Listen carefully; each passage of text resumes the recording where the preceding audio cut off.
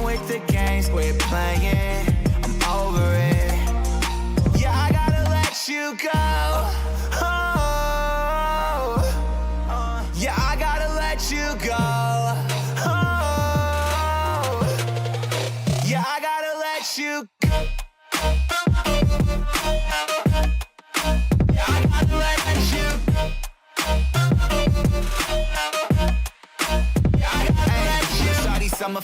Summer fine, I saw you right up in the summertime. I tried to make you mine, it wouldn't work. Put in work, I had to push you first. I lost my mind, went berserk. I feel like Uzi Vert. Vivian Westwood chain hanging right around my neck. Balenciaga kicks 44 when I step. Summer fine, I saw you right up in the summertime. Yeah. But now I stay inside all the time, wasting away waiting for you to call one more time. Without you here, can't sleep, can't breathe. I need you here, right next to me. Thoughts in my head, racing. We can't go on like this anymore. I'm done with the games, quit playing, I'm over it. So I had to let you go.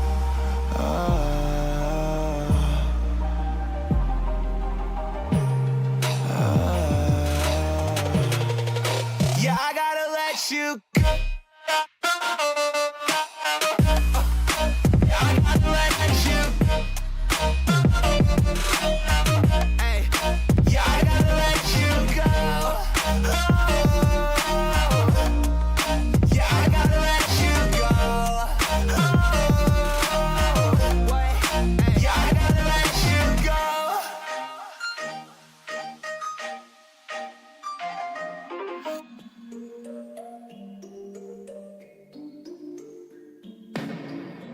I've been up for 3 nights. My eyes are bloodshot red. Damn, I wanna see the sunshine. It's getting to my head. One look in the mirror, don't like what I find. I know that somewhere in there there's a good guy, but he runs away at midnight. I'm sorry that I stole your car. Ain't got those tattoos on my arms that don't mean shit to me. Maybe you should pull the alarm, so I don't take it way too far. Die before I'm 23. I'm sorry, Mom. I'm sorry, Mom. My siblings are perfect and I wish I were the same. Making bad decisions, it should be my middle name. I love playing with fire, it's my favorite. Watch it burn my whole house down, not feel a thing. One look in the mirror, don't like what I find. I know that somewhere in there there's a good guy, but he runs away at midnight. I'm sorry that I stole your car. Ain't got those tattoos on my arms that don't mean shit to me. Maybe you should pull the alarm, so I don't take it way too far. Die before I'm 23. I'm sorry, Mom. I'm sorry, Mom. I'm sorry, Mom.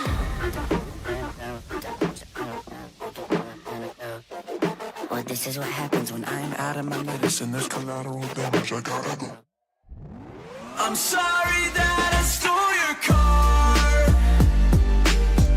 Ain't got those tattoos on my arms that don't mean shit to me. Maybe you should pull the alarm, so I don't take it way too far. Die before I'm 23. I'm sorry, Mom. This broadcast is brought to you by Blink Entertainment LLP. Quality content in a blink.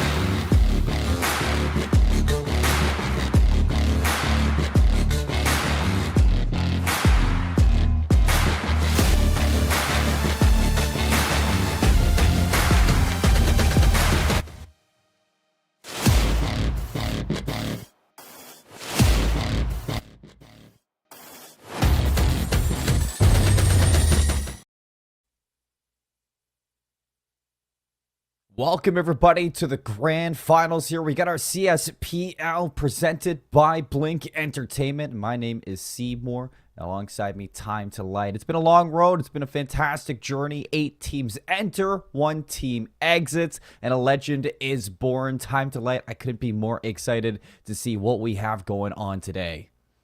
Really thrilled. The grand finals really to set the stage, 3-day group stage for each of these teams, really over the 6-day period we ran it. Then a nice day break before our semifinals yesterday. One taking much longer than expected, one you blink and you miss it. And now our grand finals has the scene set. It's God's Reign and Marcos Gaming. We can see what they're fighting for here in our Blink Entertainment CSGO Pro League. What's the prize pool for this one? The money, everybody's favorite conversation, 100,000 rupees, or just shy, or just over 1,200 USD. Winner gets 40,000 rupees, second place gets 30,000 rupees, third and fourth, those two teams that exited in the semifinals, they both got about 15,000 rupees, which was about $170. Second place, the loser today, will get about 340, and the winner will walk away with about 480 US dollars. We take a look at the teams. You know, the prize money is fantastic, but all 8 of these teams entered this tournament for one thing and one thing only. That's to be a legend, a champion of the CSGO Pro League presented by Blink Entertainment. We had Firedup, Marcos Gaming, Original Gangsters, Random 5, Legends of Tomorrow, ROG Academy, Wasted Potential, and God's Reign heading into this tournament. But now, on our Sunday, it is just down to 2. We got Marcos Gaming versus God's Reigning. 2 teams looking to go head-to-head. 2 teams that a lot of people may have been anticipating match up against each other in this grand final weeks ago. And I've been waiting for this moment to see them go toe-to-toe against each other in a fight, in a best of 3. And Time to Light, I am so excited to see these 2 teams finally meet. We have our vetoes ready. We have our best of 3. It's going to be Inferno, Ancient, and Overpass where we are headed to. You and I, we finally get our first Inferno. We have been staying away from it, you and I.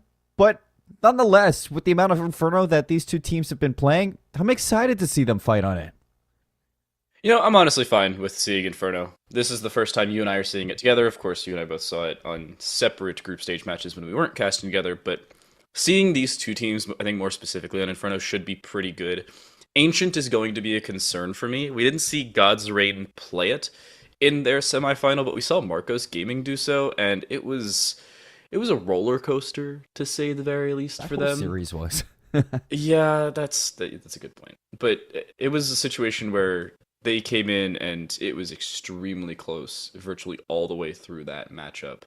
And they're playing again against a team similar to that of their last group stage matchup, where you could have looked at them and said versus LOT yesterday, and it was a tough start. I mean, they didn't have their full core team heading into the map. They had some internet issues with one individual, and you could kind of see in the way that they were playing that they were frustrated, to say the least. And it was a map that you just never really saw them unify until towards the later ends, but even still, it was too late for them to walk away with a win on that one. They scraped their way into this grand final, barely taking down Legends of Tomorrow after looking absolutely dominant through their group stages. I made the argument yesterday, Time to Light, that Marcos Gaming, heading into this playoffs, they were on top of Cloud9. Heading in towards the grand finals, however, there is a lot to be desired from this team. There's a lot that we need to see them clean up from yesterday going into today, and I'm a little bit worried for them with how good the team that they're matching up with has been. God's Reign has been untouchable so far in comparison. I think untouchable is an understatement as well. Not dropping a map naturally through whether it's semifinals or the group stage. They have not had a single map where they've given up more than, I believe, 8 rounds, if I've done my math correctly, and even then, it's a little bit of a stretch. They won 16-6, 16-3, and 16-8 against Wasted Potential themselves. So, I mean, they have not had a single game where they've given up more than 8 rounds. And even the 8-round game against Wasted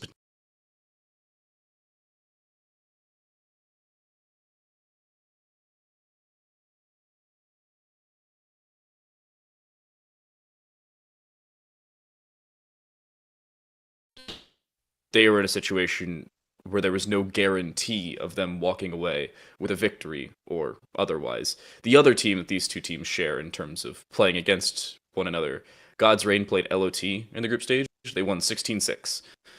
Marcos Gaming played LOT in the semifinals just yesterday and narrowly made it out of there with a 2-1 victory after winning 16-6 on Mirage, only after LOT lost their 5th player in round 5. By the way, the score when they were winning in round 5, it was 4-1 LOT Gaming when their 5th player left. They got 2 more rounds for the rest of the map. That is big highlight because you and I, we were very quick to decide that Mirage was an asterisk for Marcos Gaming, and a huge what if, for the remainder of that semifinal. What if that 5th didn't leave? What if LOT were able to play at full strength on that map number 2? Would we see Marcos Gaming here? Well, we have to kind of wipe that out of our memories. We have to wipe that from our minds because they are here. And now versus these gods, they have to find a way to humble them. Starting on Inferno, it's not going to be an easy job whatsoever. But if there's anybody in my mind, after watching a week's worth of Counter-Strike with these 8 teams, it has to be Marcos Gaming. I can't imagine another team in this grand finals to match up against God's Reign. I can't imagine else with a chance to take this team down in a best of 3. So I'm excited when we get into this series. I'm excited for this grand final. Hopefully we can go to all 3 maps. I'm thinking Marcos Gaming are going to be the ones to have to push us towards that last map. And it all begins with their map choice going into Inferno, which both of these teams have a lot of experience on throughout the group stages. It's going to be I guess one of the matches of Counter-Strike of all time, if I'm going to be looking forward to it. But before we get into this best of 3, I got to shout out a few partners that we do have. Our media partner, AFK Gaming, our radio partner, MyFM, our community partner, Clan, our streaming partner, Gio Games Watch, and our smart lock screen partner, Glance, for helping us put this whole thing together, because our Blink Entertainment CSGO Pro League would not be possible without any of them. No, I'm really happy that we were able to bring in a lot of different partners for a lot of different reasons. And speaking of community partners, by the way, I may be incorrect in today, but I'm pretty sure we're running another giveaway of clan coins. If we're not, El Bozo. If we are, in a precautionary way, you should totally say what your favorite team is in our YouTube chat and add your clan username after a hashtag. I don't know how many clan coins we're giving away, if we are giving any away. If we're not, again, L plus ratio.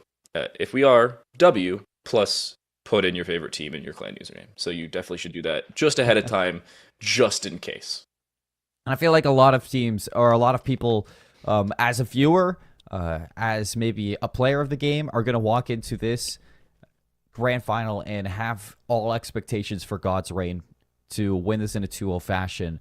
After watching the way, like you said, they handled the group stage, they haven't even dropped 8 maps. We didn't see them go to Ancient yesterday, so that is still something that's up in the air. But God's Reign's still keen on going to their map choice for that second map of the day. I'm just curious of what Marcos Gaming we get today, because yesterday was not a good showing, and that doesn't put a lot of confidence behind me to get to that overpass map number 3. I'm also trying to take a look back at yesterday's matchups, yesterday's maps, I think more specifically, just to really set the scene for today. When we were talking about the 4v5s that Marcos were in, they also had a 4v5 situation when they were back on Overpass. So all 3 of these maps have been played by these teams many times over, whether it's each of them playing it multiple times, it being Inferno in the group stage, or each of them playing both Ancient and Overpass over time as well. Yesterday when Marcos Gaming played LOT, they had the loss on Overpass. They lost that one 16-12. Fairly close, but a loss nonetheless. Mirage was, I think, the dominant part there for Marcos Gaming, and understandably so. It was just a 16-6 victory. LOT couldn't field their 5th player. It was an unfortunate situation, but one they tried to play around anyway. Kudos to them. Just an unfortunate finish. My question mark was for Marcos. They were ever so close to giving away yet another instance of a map up against a squad they should have been beating handedly. That being LOT on Ancient.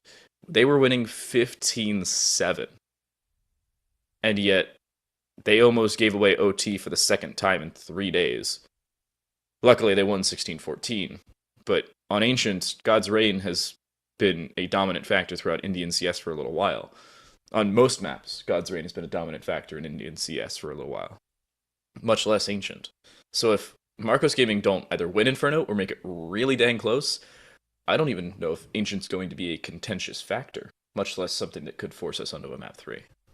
Fortunately enough for Marcos Gaming, I will say, to backpack off of that point, you went to Ancient yesterday. You played it. You had a great showing. You had a bad showing. But you can take time after that match yesterday, and hopefully they went over Ancient. They watched what went right and what went wrong. And I want to see them today go into that map number 2, hopefully highlighting those right points. Because even in that last round, it almost went to overtime, but that last round where they put the series away was near flawless. So if they can mirror and replicate rounds like that heading into this match today versus God's Reign, Marcos Gaming could definitely turn it around in this grand final. It's just a big curiosity on if they did their homework heading into this best of 3. Because if not, then yeah, I'm right there with you. This Inferno is going to be very telling in what we have. And heading into this grand final, a couple players to mention, a couple players to highlight that I do want to kind of showcase for this grand final. For Marcos Gaming, I mean, I don't think you can head into this grand final and not talk about Defaulter after the games that he had yesterday. There were so many times, even in that 4 versus 5 on Mirage, that Defaulter found themselves in man disadvantages, 1 versus 2, 1 versus 3s, and he had so much ice. If we get that Defaulter today, God's Reign are going to have some trouble. But on top of it, if you're Marcos Gaming looking to work around Defaulter, play around his playstyle, it's not going to be easy and very consistent if you're just going to leave it all up to him in those scenarios. So I'm looking at a lot of individuals to back him up, play off of his success, and make sure you don't leave him in those situations. Make sure you allow Defaulter to be more comfortable, to have a heavier impact in scenarios where he's not the last one alive. Another one to mention for Marcos Gaming is the AWP head-to-head that we have to focus on, especially considering we have an Overpass and an Inferno. That CT side on Inferno to start things off, you're looking at Ryder and Revan, both on either team going head-to-head with that. And if Ryder for Marcos Gaming can heat up, we've seen some pretty incredible plays from this AWP player for Marcos Gaming. If he can open up with a lot of those entry frags, be very aggressive with it, proactive and oppressive, God's Reign are going to struggle in that situation, because we keep talking about how God's Reign are the end-all be-all for this tournament, but they still have mistakes of their own, and that is one place that they could definitely be punished. Yeah. They are still gods, but they may very well bleed when it comes to a close and contentious matchup like this. Inferno is going to be, I think, one of those situations where Marcos have a few more reps on Inferno than God's Reign do, and it's also going to be a situation where you look at God's Reign and say, they have an opportunity to prove something massive. But, at the same time, there's no definitive way of saying, oh yeah, well they've won their previous matches in dominant fashion. That definitely means that they're going to beat yet another team in dominant fashion. Sure, it gives them the benefit of the doubt, it gives us an analytical talking point, but it's not going to completely write off the game. Marcos Gaming aren't going to just not show up because they had difficulties yesterday. They aren't just going to not show up because they had difficulties during the group stage. It's not how CSGO works, not how a tournament like this works. But it is still a situation where you have to bring it up. You have to make that a talking point. And I have a question mark as to where Marcos Gaming are trying to go. If they bring this to Inferno and they're in a great spot there, how does Ancient go for them? Yeah, they played it yesterday. Yeah, they won it yesterday, but it was close. How does Overpass go for them? Yeah, they played it yesterday. Yeah, it was close yesterday, but they lost it. Letting that go as a third map, questionable for me. I don't know how they allow Overpass into that, but you look at the rest of how this veto system went out.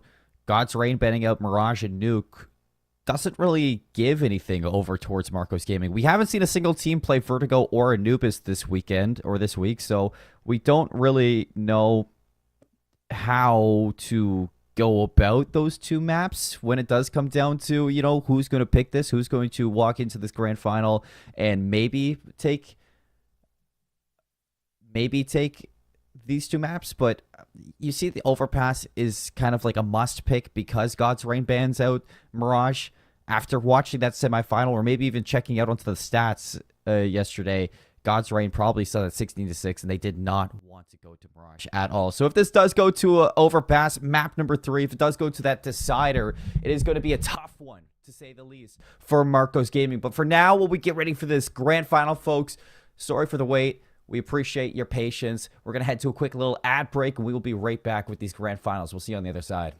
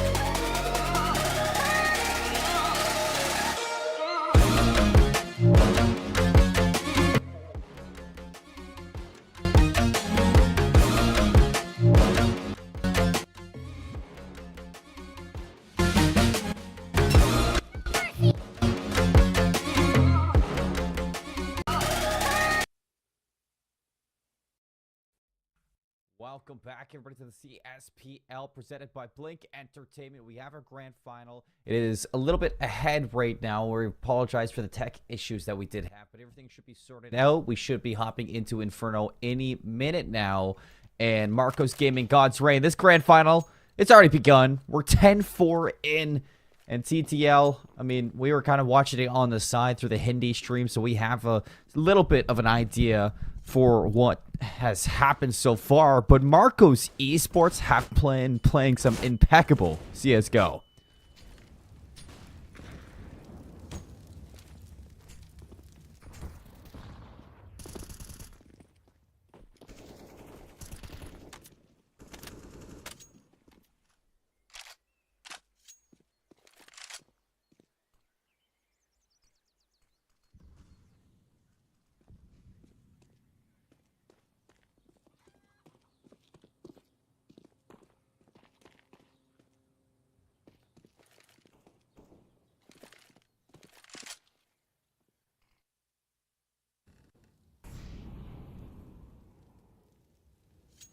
I don't know if Time to Light is muted at the moment or if we have lost him. I'm back. There we go.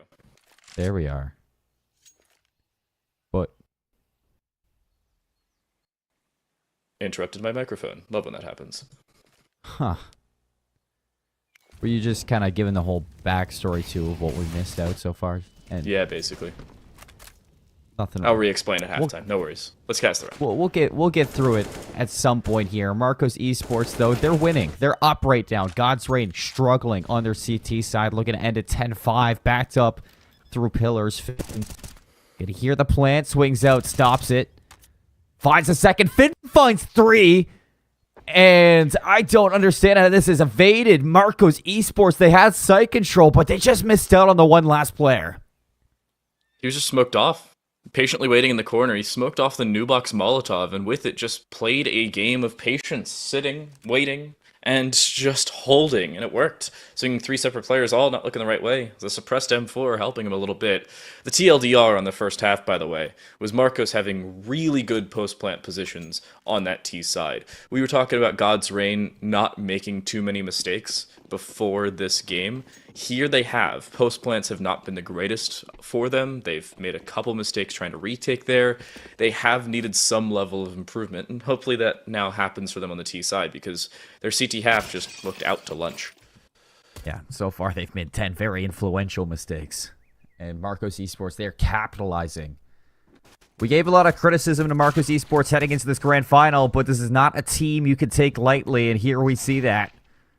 We know what they're made of, so can't they keep this going? Pistol rounds underway already, and it is just non-stop God's Reign success. Pushing through past Boiler. Defaulter is going to get dinked as well, so things not looking good for a retake here for Marcos Esports. As Defaulter on 4 HP, and McGill's nowhere to be seen. I don't know what the heck McGill's was running to. The bomb was seen. The bomb was dropped, and McGill's was still rotating back towards B through Speedway. Interesting decision. He has recovered the kit. There's no utility, though, for this 1v3. It's certainly a possibility, but headshots are very much required, and he has to clear up the top of a moto. I don't see a way in which this is a clutched round, with or without the kit.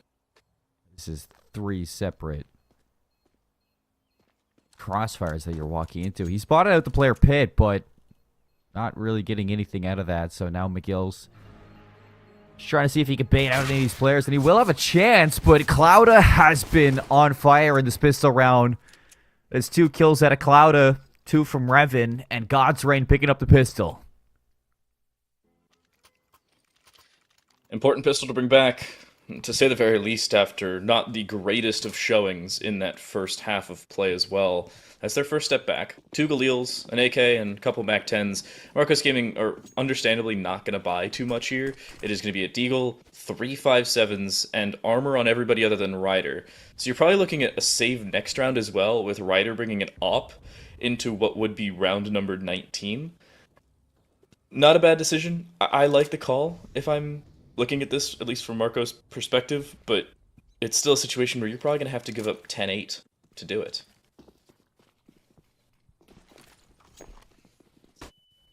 See if the anti-ecos for God's Reign continue to be focal point for their success. Nice shots at range with the MAC-10. Zero Cool finds a kill somewhere, recovers Galil off the ground.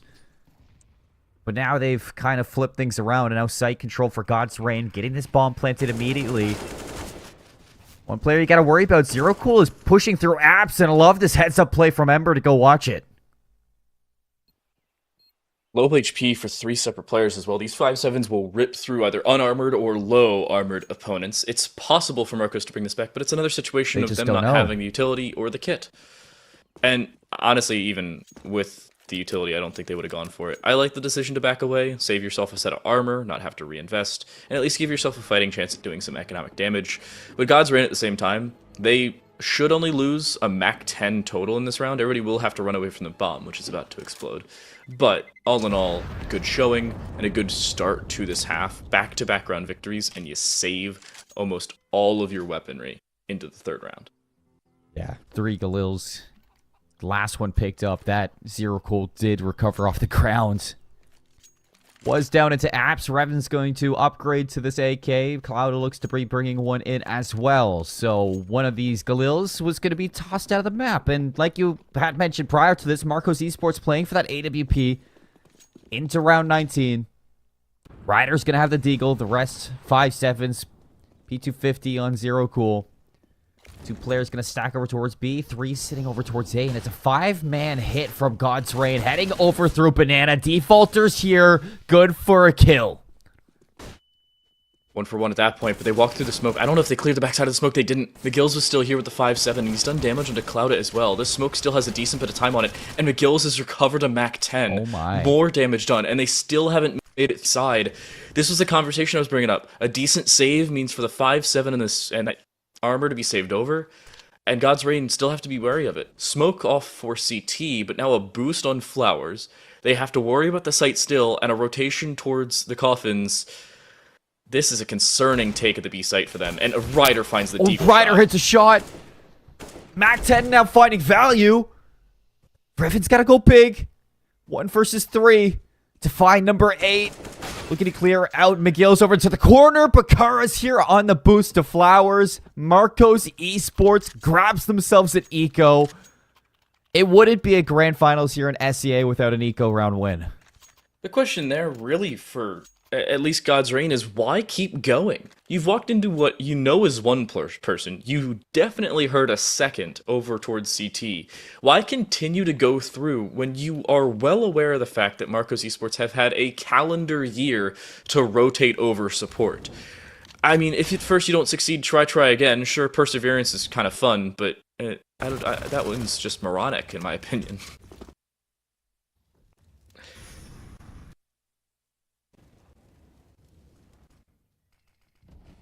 That God's Reign just feel like they're the better team, feel like they can still bully their way onto site. But they can't do that against Marcos Esports, and I think it's a very rude awakening that they're receiving.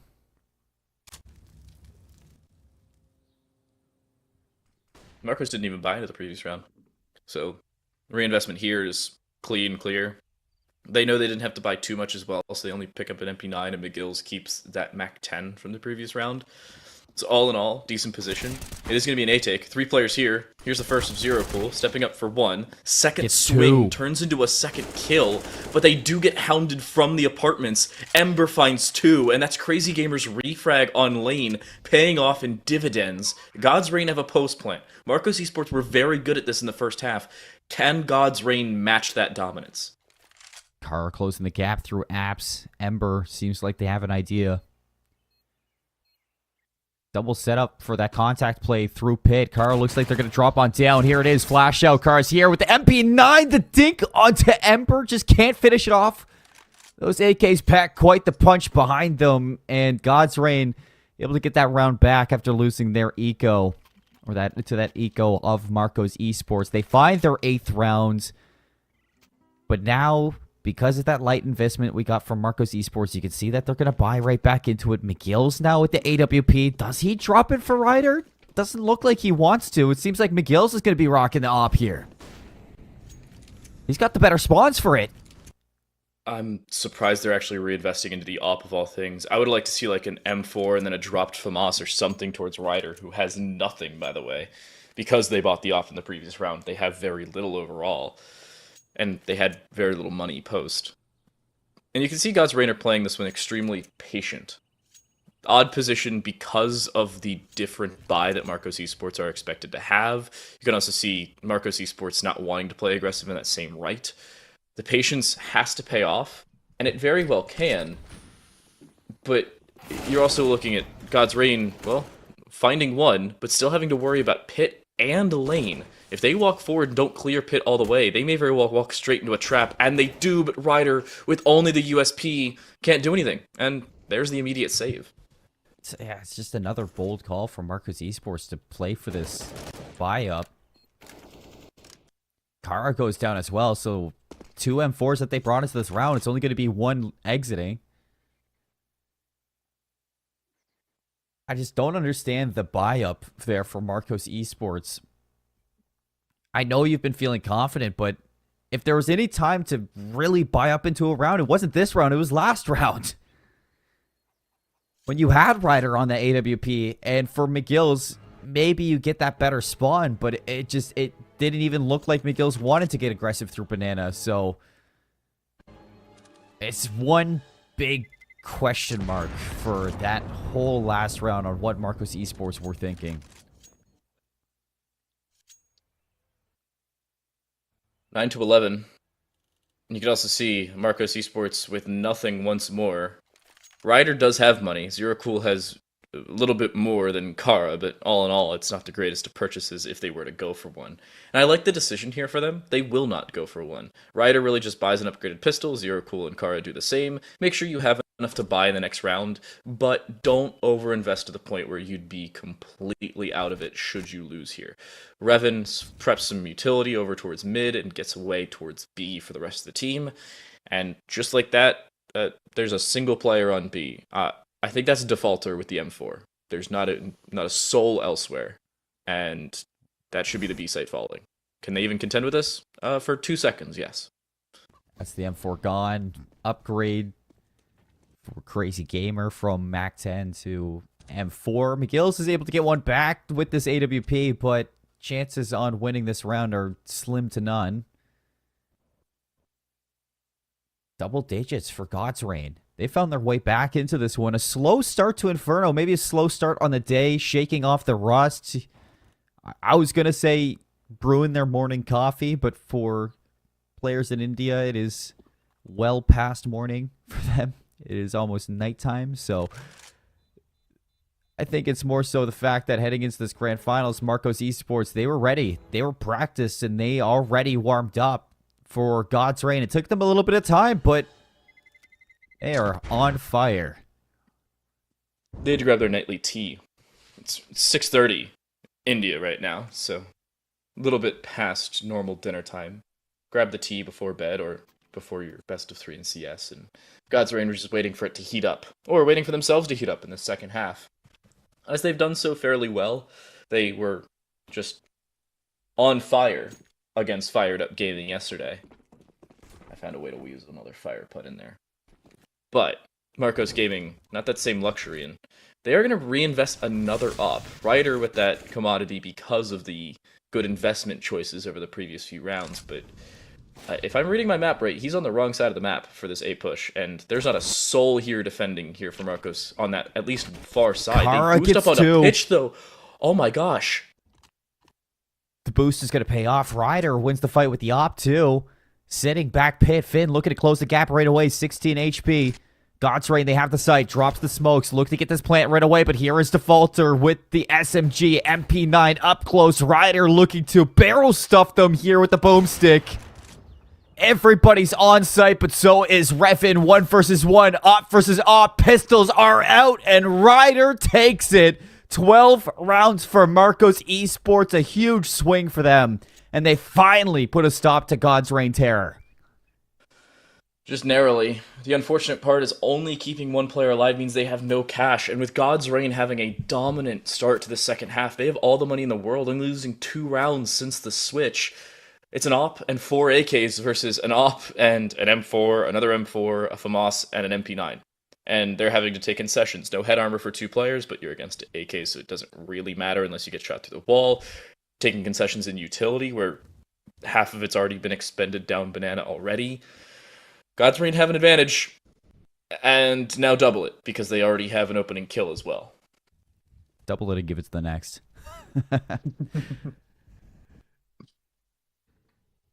Kill onto McGill's is fantastic. The way they've shut this player down in the second half has been incredible for Marcos Esports. It's Kara now stepping up to the plate.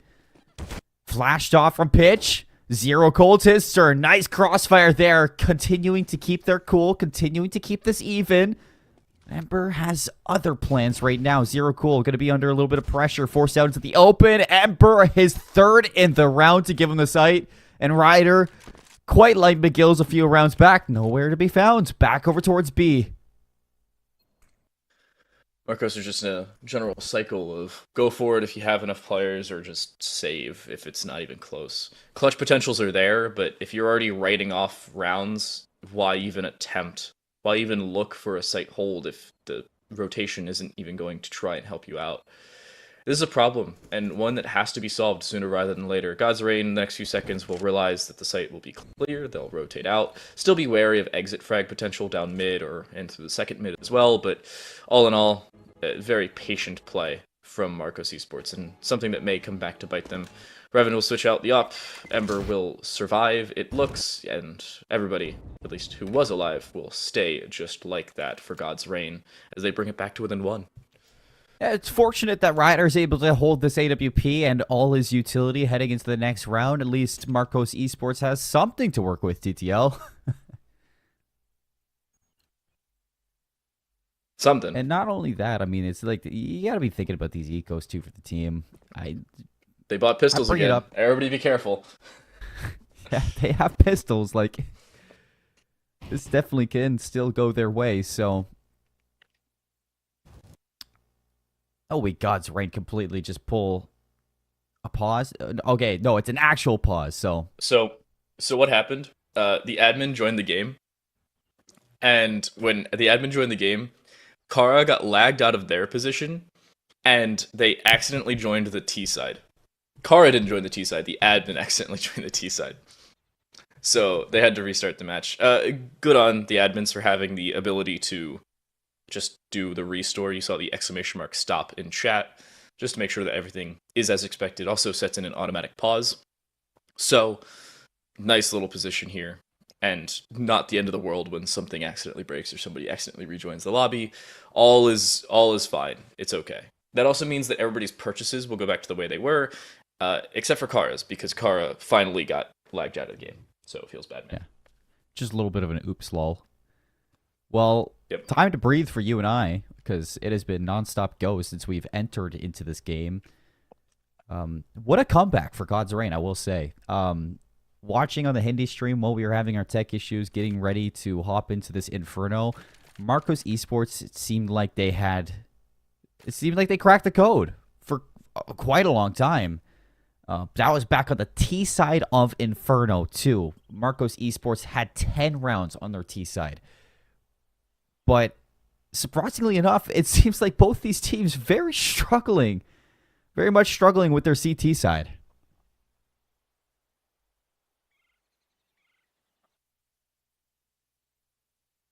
That's not the right button. That's the right button. Y'all saw nothing. Nothing happened. Everybody look away. Just pretend it didn't happen.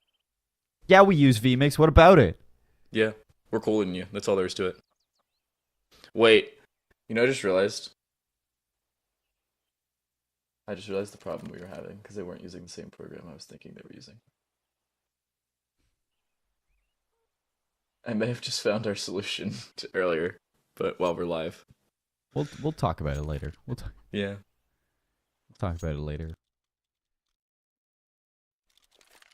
Okay, we've been told that we have the solution and that it will be fixed now while Kara is fixing their side. So what we're going to do is we're going to send it to a break. When we return, not only will the stream be fixed, but Kara will be back in the lobby. So when we return, game will continue and on the correct computer as well. Kara will get their issues sorted, and we'll be back right after this ad break. Bye-bye.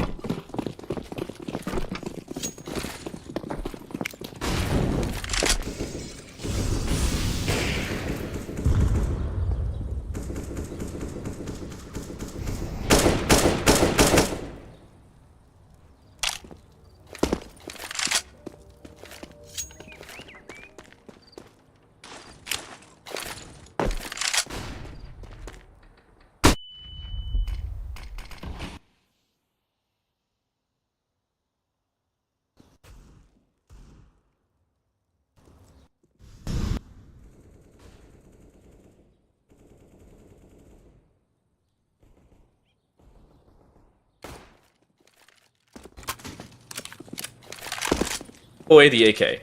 No extra rifle for you, my friends. And he recovers the op, so even on low HP, he's still got an arguable chance to win a lot of gunfights.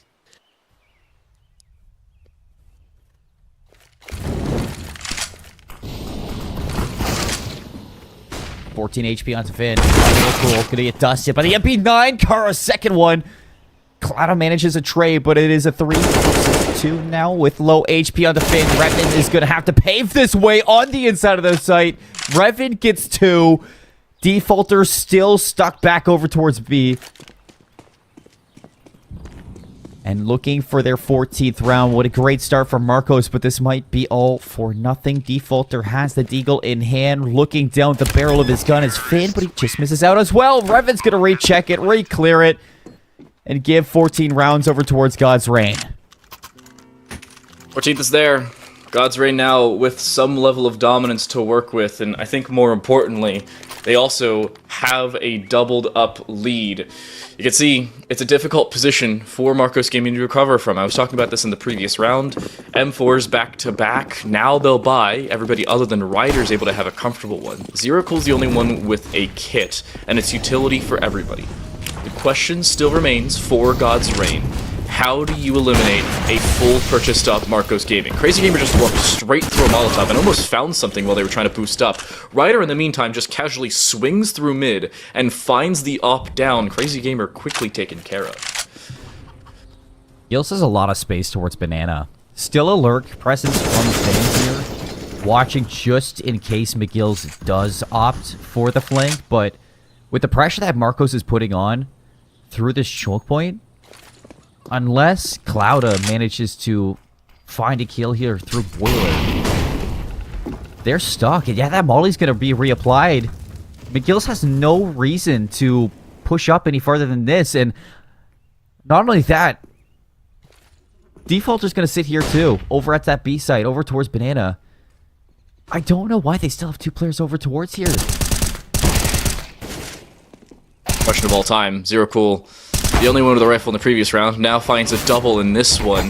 Drops Revan with that op. That should be it. And it is indeed. Marcos Gaming stepping up. A wildly put together buy ends up paying off in dividends. And Ryder, that MP9, he switched out and found 2 in the round. Op retrieved, op available, and they should be able to purchase up for Zero Cool as well. Money's good for Marcos Gaming to try and tie things up. I was a little bit worried about the overcompensation over towards that B site with Banana control. But without them pushing past A main, thoughts in the back of the head of Marcos Gaming that nothing was decided just yet. So heading into now round Flash. 8. Right through the smoke, McGills gets caught, not even flashed, no help needed.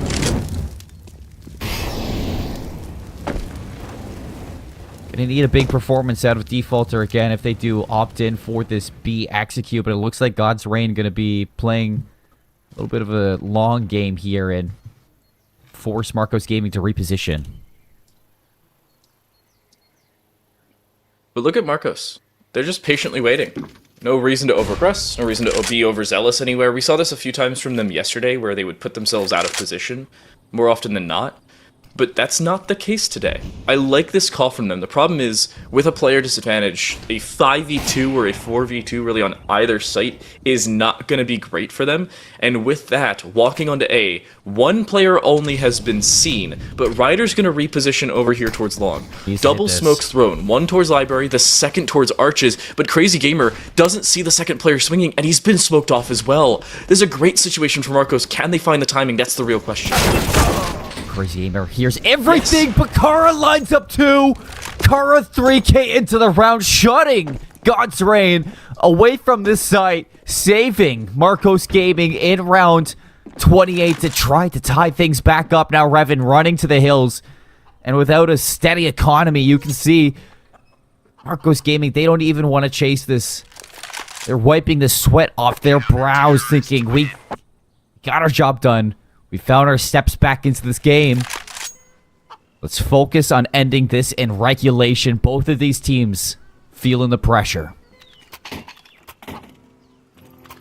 Pressure now equalized between them as well. God's Reign were coming back in this T side. They had dominant showings through and through, winning, what, 9 of 11 rounds? Yeah, 9 of 11 rounds. And now they are forced onto an eco, and with their lackluster loss bonus, if they do not win this round, they will not have the greatest of purchases next round either. Now, granted, it could be a benefit. We've seen teams win wild ecos in clutch situations before, nothing out of the ordinary here in the CSPL. But it's still an impactful situation where God's Reign won't have the greatest of investment opportunities if they do not win here.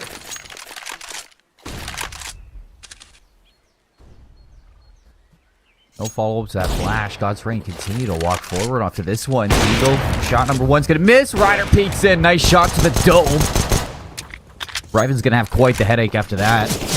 Still God's Reign. Don't want to stop. Clouda continue to push forward with these pistols up in hand. Tech 9 from Ember going to take down yet another one. Defaulter spraying through the smoke. Connects with Ember.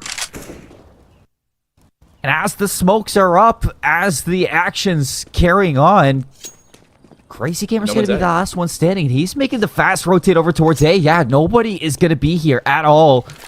Finally, Kara might be thinking, no, he doesn't. They have no idea this is going to happen. This now becomes a possible 1v3.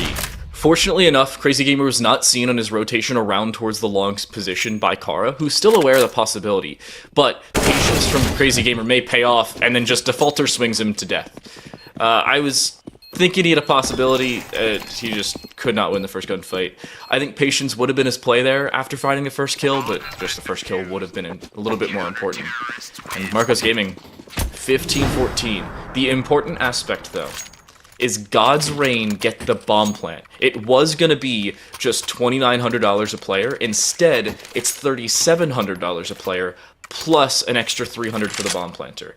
That is so much more money for God's Reign to work with. So much more of a chance to work with, too. They opt in for the full util buy on some of these players, leaving only Galils in their hands. Crazy Gamer, Revan, AKs to play with. Getting shades of Ancient here, TTL. Marcos Gaming, such a fantastic start to the map. God's Reign find their comeback, but still, Marcos with a chance to close out in round 30.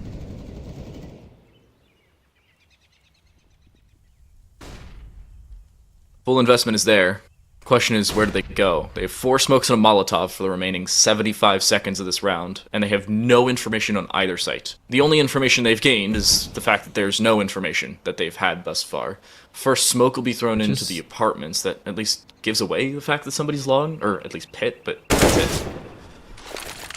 Well, information is still some information, and finally somebody's been seen. As presence over towards A will... Possible fake over towards B. Bombs rotating out. A little bit of noise there. God's Reign still continuing to trek on. Marcos Gaming have not given up this. You still have Defaulter playing on Coffin. Alongside McGill's. Who have been the dynamic duo of this B site. Zero Cool, he's got to rotate to this one fast. This is going to be a 2 versus 5 execute.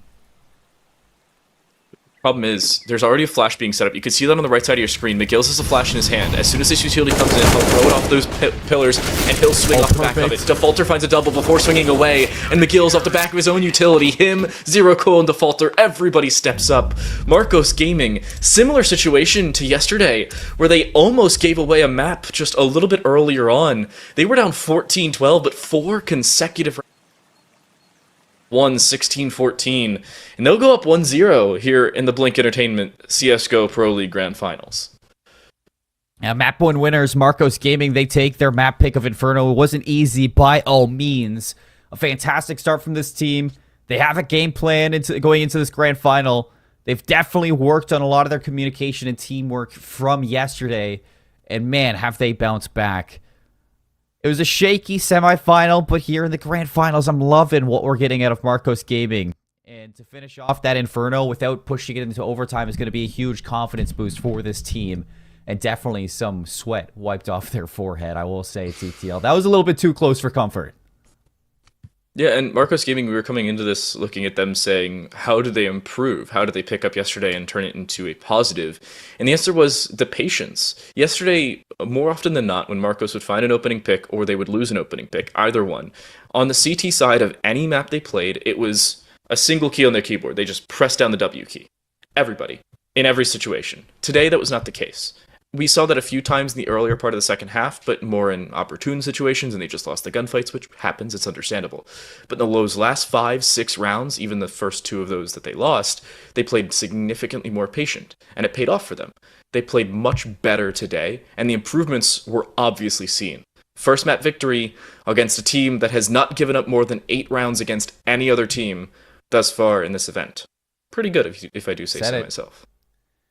Said hopping into this grand final, if there's anybody I want to go up against God's Reign in the grand finals, it is Marcos. And this is why I wanted to see them, because they had a fantastic group stage.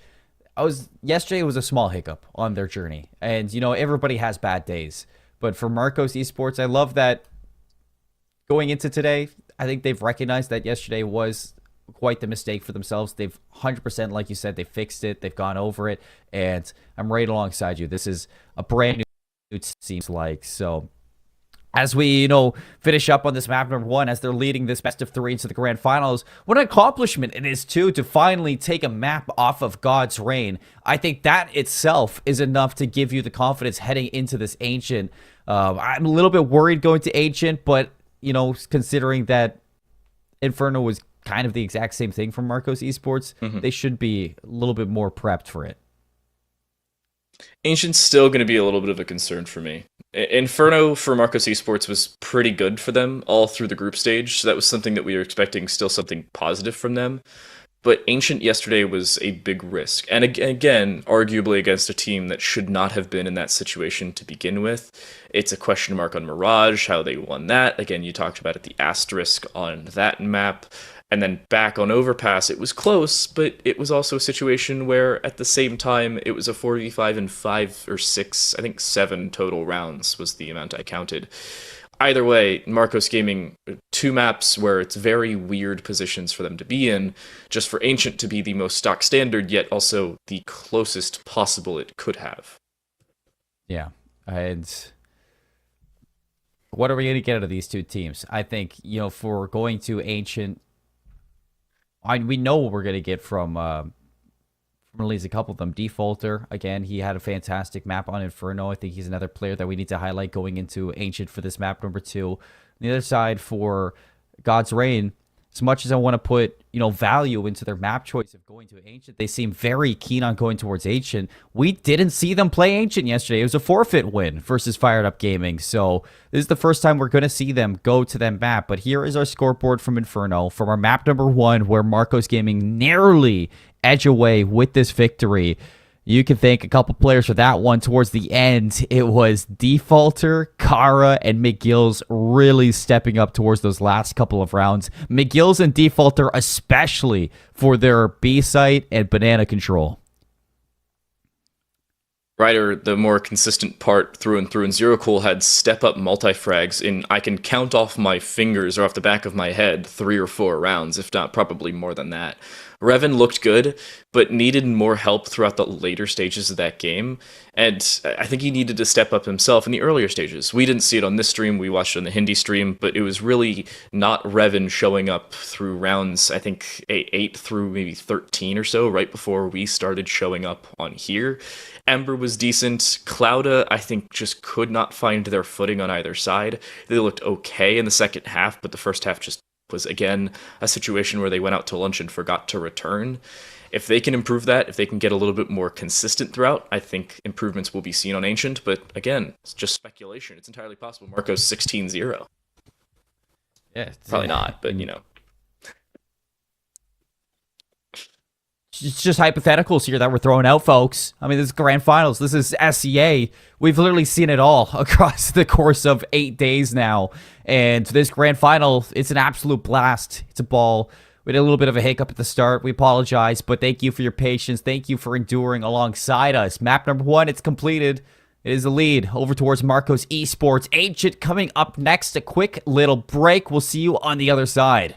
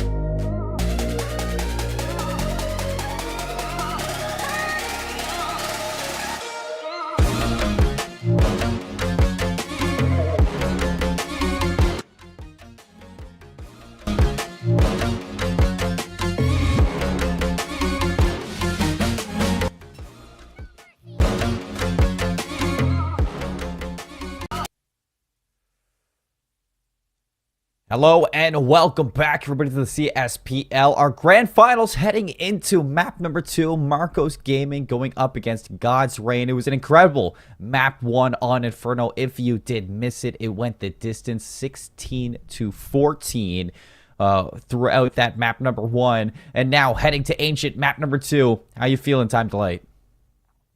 I'm excited. I'm really looking forward to this second match because of how close map 1 was. I was a little concerned for Marcos heading into map 2. I said, I believe, and I quote, if they don't win Inferno or make it really dang close, I don't know if we're going to see a map 3 or if map 2 will even be anywhere near as close as we're hoping.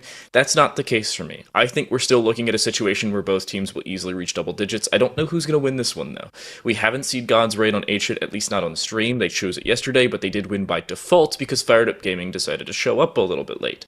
So, moving into this map, we don't have that same information that we have for Marcos. Yeah, they won it yesterday. Yeah, it was 16-14, but it was closer than it should have been, and that was after having a 15-7 lead. So, glass half full, glass half empty. They won it, it was close. They won, but they were winning 15-7. Pick your poison on that one.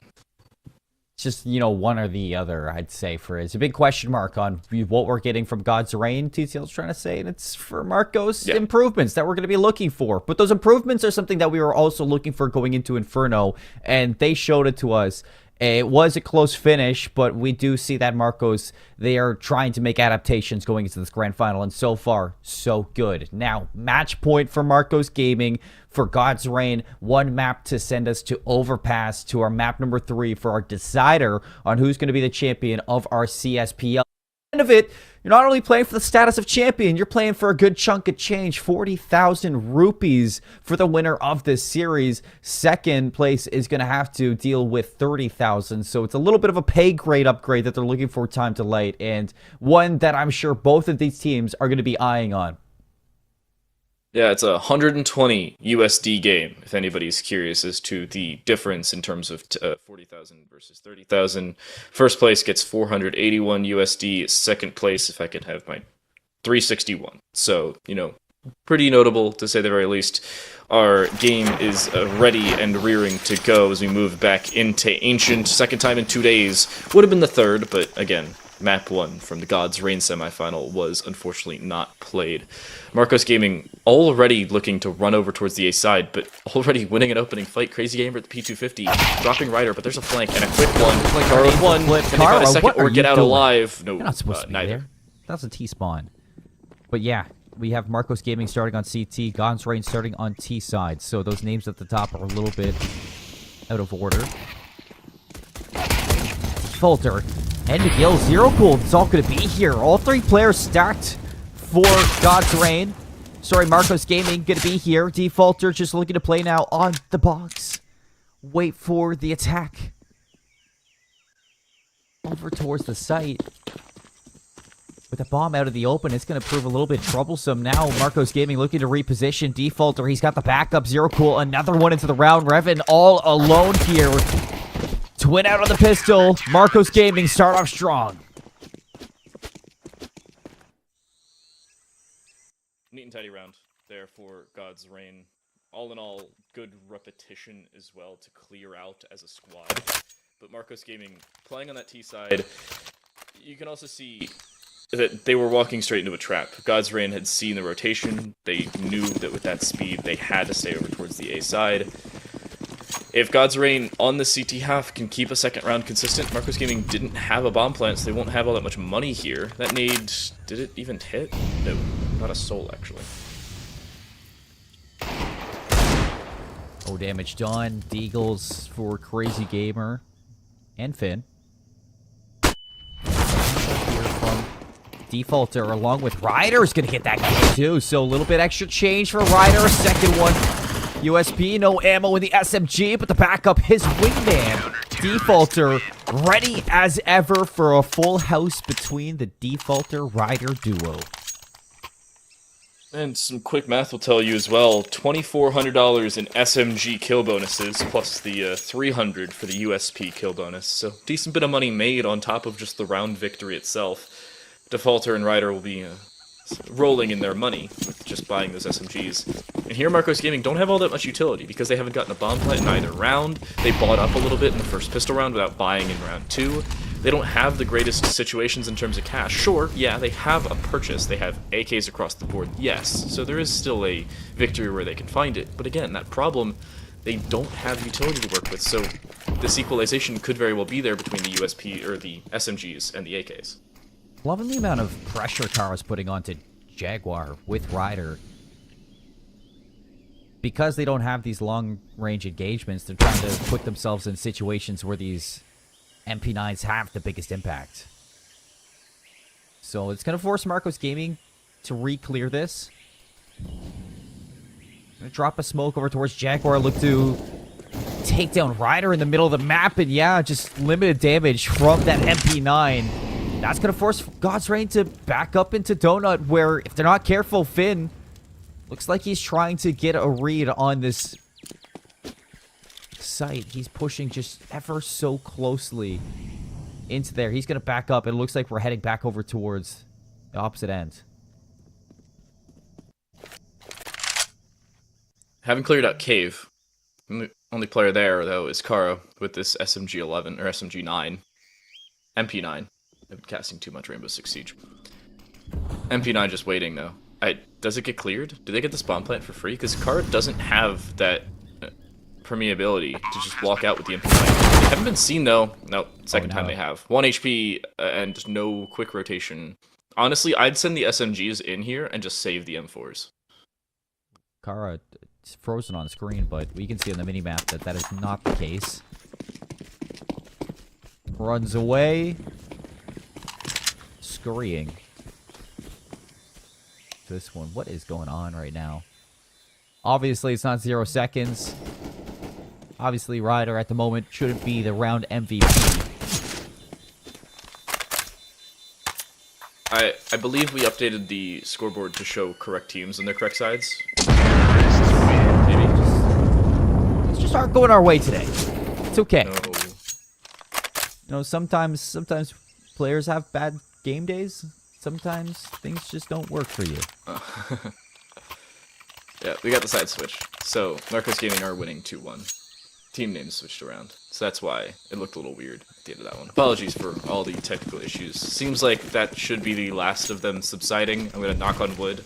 I highly suggest everyone who's watching this something similar if you have to be superstitious.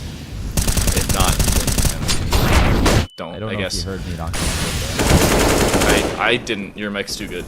But Revan trying to knock down these players. Molotov will go in here. It does get mostly extinguished, but not all the way, and Revan still forcing Ryder out of that corner. Finds one opening kill through that smoke, but in the meantime loses 2 teammates in through mid and over towards that B main position. I mean, 6 and 1/2 dozen the other. It could have been better, but they have the A site. I don't know. Yeah. Finn's casually sitting in A, and yet he still lost all of mid.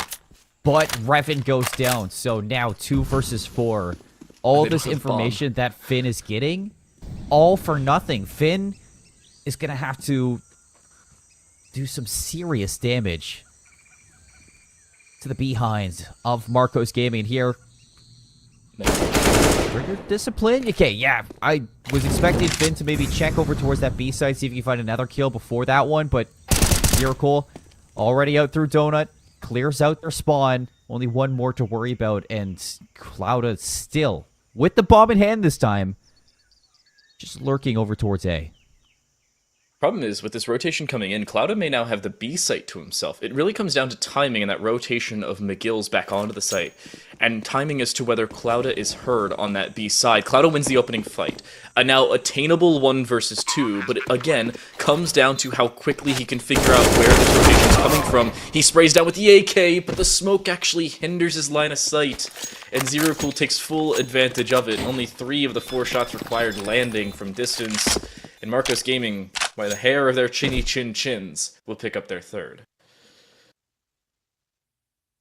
I'll say it's down to some big plays at Akara there to shut down the push through Jaguar. And then not only that, Finn slips through, gets that kill, and Zero Cool steps up to the plate. Some key individual moments there from Marcos Gaming to really stop God's Reign in their tracks. And Now for the first time, you're going to see a full buy for God's Reign. Op in the hand of Revan yet again. Is he going to be heading towards... back over towards the A site? See if you can find that opening pick. Nothing shown just yet from Marcos Gaming. Not much shown on the other side for God's Reign either. Op has been heard. I don't know from which side though, so keep that in mind maybe for later. Revan is boosted. That's the second op shot. It was Revan who took that first shot, and he'll just back away. But there's still a lot of options. They have full mid control minus Donut. They have most of B main and tunnels control as well. They have Cave, Jaguar. They haven't pressured A in any way, shape, or form, minus the flash that was just... Remember, trying to take this cave side, double swing, and McGill's actually finds 2 there and gets out alive. Nice.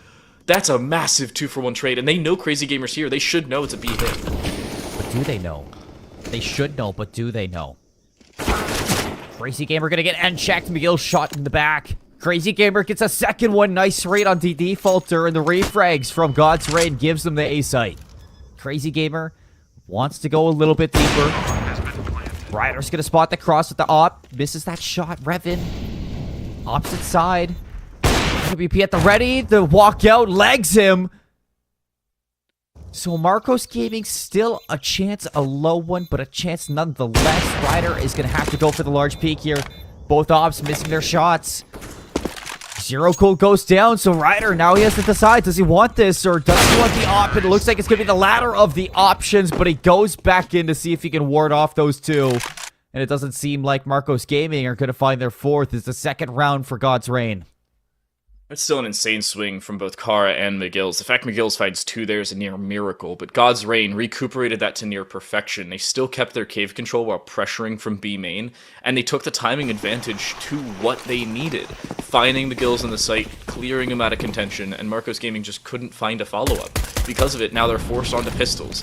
This isn't an eco I think they can pick up either. We've seen eco victories many a time here in the CSPL, but it's a P250 and a 5.7, and that's it. No armor, no utility, no hope here for Marcos Gaming. It is just a matter of how much economic damage they can do, and whether he can even find kills at that point. So God's Reign just looking to equalize on Ancient with a clean round here. Trying to minimize the damage that Marcos Gamer are going to be able to endure. Not too bad of a call from Marcos Gaming. They have 2 players stacked over towards the CT spawn. 2 players stacked over towards A main. And Ryder, 7, just sitting to the middle of the map. Quickly as ever, God's Reign now looking to find their exit, and it looks like they have. Over towards CT they go. Crazy Gamer clearing the way for the rest of the squad, making sure nobody's hiding in any nooks or crannies. Ryder's gonna take down at least one. Not as flawless as you hope for. 2 players end up going down. Finn dies to the bomb. Situational awareness, I think, needs to be improved there for God's Reign. They realize that as soon as 2 players peek there, it is just pistols, and they are saving absolutely nothing. But at the same time, yeah, you want to go for some kill bonuses. That's $300 that you could get, but at the same time, you get $300 or you lose well over $3,700 because you give away an AK and armor. I think situational awareness needs to improve a little bit there, and in that situation it just doesn't. Question mark, to say the very least. Oh, and what the heck is going on there? Attempted double boost? If the player was seen long, they do get seen, and in that case, killed. Clouda and Finn have 1 HP each, and the 5.7s available for Marcos Gaming can easily take those out. This is a problem, but luckily it's only one singular problem with Zero Cool. I mean, maybe. You get these kills if you're Zero Cool. If you do, fantastic. If you do, you're not expected to. So, God's Reign for the first time in I don't know how long. I guess towards the end of Inferno. Going to be able to taking a lead here on Ancient. Another fantastic bounce back regain from the squad, but Zero Cool. What? 3 kills? I was expecting maybe 2, but 3 kills. Couldn't ask for a better scenario there for Marcos Gaming heading into this next round. I'm also not going to lie, that was kind of funny when Revan just died. because he couldn't boost up. He was taking Molotov damage. He's taking damage past that. These are 3 headshots, by the way, from Zero Cool. With or without the 1 HP, it could have been as high as 60 or 70, and the 5-7 still would have done the job. Important kill there. Important couple of kills. Does some economic damage there for God's Reign, and now even if they win this round, it's not going to be the most healthy of buys. The op is saved, so Revan does not have to purchase. They'd be able to drop over an AK, 2, maybe even 3. But it's still a questionable situation here for both teams. God's Reign not having the easiest way on towards the B side. Weird bug shows the bomb on the ground inside of B, even though it is not planted yet. And they just take the full site. Casual walk up from Cloud finds 2, and he's still alive. That is probably the round. Yeah, both oppers finally hitting some shots into round number 6, but it's Clouda to take things into his own hands and kind of find a way in for God's Reign. Bomb planted towards A, looking for this 5th round on their own right. Crazy Gamer now can't take the rifle out of Zero Cool. Was able to minimize, though, the amount carried over from Marcos Gaming to this one last remaining rifle. I say that the hunting party is about 2 players already onto this A side. Zero Cool, is he gonna have to read onto this one? Shouldn't hear anything. Zero Cool's gonna get the 1 kill, but not expecting the opper there. Revan not allowing anything to carry over for Marcos Gaming. The big win for God's Reign to take away all the weapons. You can see Marcos Gaming's economy here in the replay. They've got very little. They are getting a decent bit of money per loss at that point, but they are returning a lot of damage. Zero Cool in the last 2 rounds has found a combined 5 kills in terms of exit frags.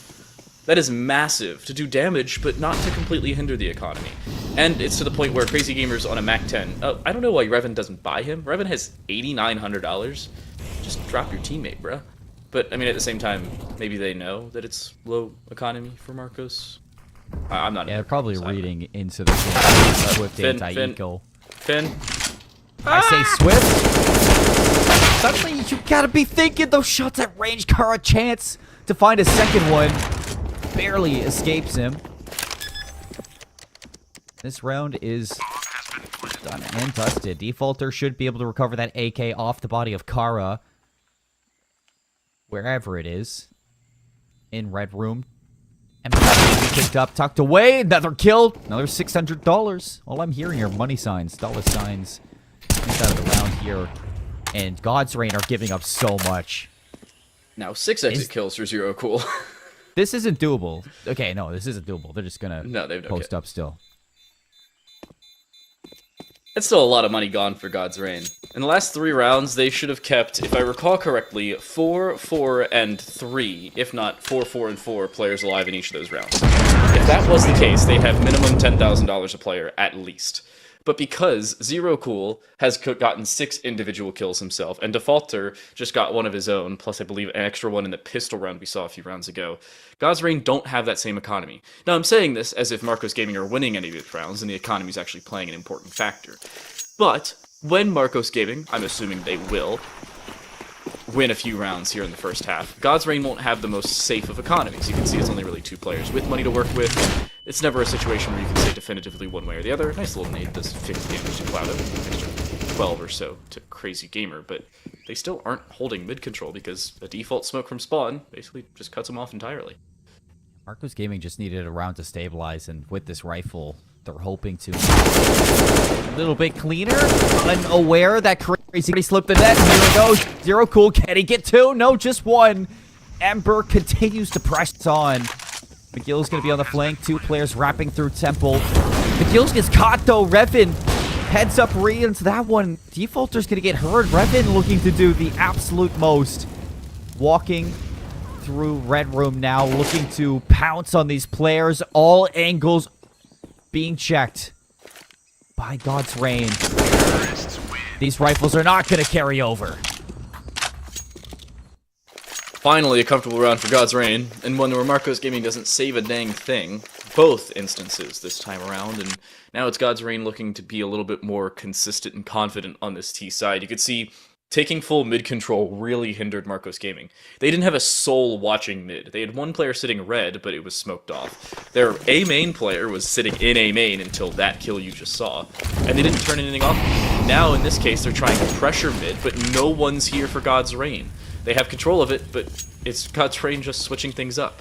Good variability, only for McGill's to find an opening kill over onto Finn in A main.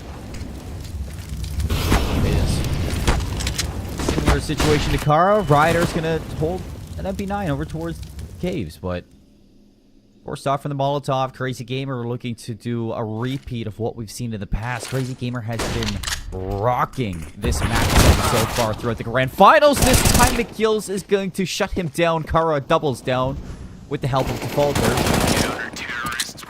A fantastic bounce back from Marcos Gaming with only 7 rounds for God's Reign. Into round 10 we go. There is still a chance for Marcos Gaming to turn things around and end on a positive note for this half. That opportunity, and here's their way back into it. Problem is, with some of the economy that has been built up by God's Reign, it should be a buy here and maybe in the next round, depending on how things work. So Marcos Gaming will have to win a few consistently just to give themselves a way back into the half. And God's Reign are keeping things consistent in towards mid, but they're changing things up once more. They're throwing utility mid, but still aggressing over towards B, and with the op, Revan will already find the opening kill, and they want to go off the back of this. Ryder's the only one left here, and he's waiting over towards B main. The problem is, he could be getting flanked from behind. If Ember takes a few more steps forward, it's a near easy death, but it also comes down to what Defaulter sees. Flash being thrown out, Ryder still looking to swing that and play over towards the ramp side. It also comes down to how they can play on each half. Ryder finds one. Ember to try and return, but he can't pick it up. And they still haven't cleared out Ryder of that close corner. He now plays on the pillar. Ryder is just finessing his life. An absolute nuisance. Defaulter goes down, so literally Ryder is the pillar. And as those pillars fall, God's Reign, they take that lead back and convincingly give themselves that lead heading into our second half, at least. Still a couple rounds to play, and Marcos Gaming definitely not out just yet. But if they want to end on a high note, they need to start stepping up in a lot of these lanes. I think they're just giving so much space for God's Reign to work around them. The patience from God's Reign on Ancient is really proving to be a factor and a nuisance against Marcos Gaming. The way that they're playing, the way that they're punishing a lot of these sight holds, just doesn't seem like Marcos Gaming have a handle on what God's Reign are thinking throughout this map.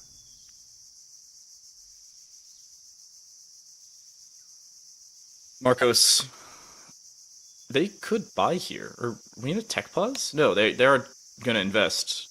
There's the timeout. I was waiting for it. I was like, wait, are we waiting for another timeout? Marcos Gaming need to figure out what the heck's going on their side. What to change. Luckily, winning the previous round convincingly has given them a decent bit of cash to work with, so they will still be able to invest. But the conversation on the other side is having God's Reign consistently just walk in, while also variably changing their T side. We've seen in 3 consecutive rounds, utility towards mid, and they take mid. No utility towards mid, and they don't take mid. And then utility towards mid, and they don't take mid again. Making sure they condition Marcos Gaming just to have the ability to do other things, and it's working.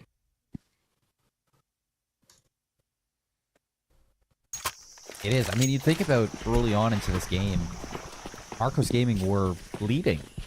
And it's surprising to say, because they only have these 4 rounds. So, middle control is going to be a big factor here. Crazy Gamers, though, farming off of that engagement.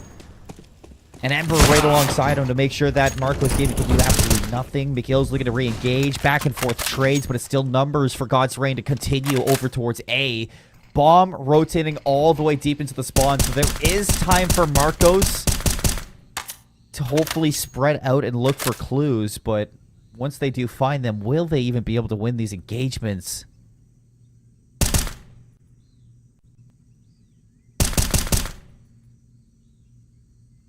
Are they even going to go for it? I think Bomb's finally going to be planted. They took God's Reign a calendar year for that one.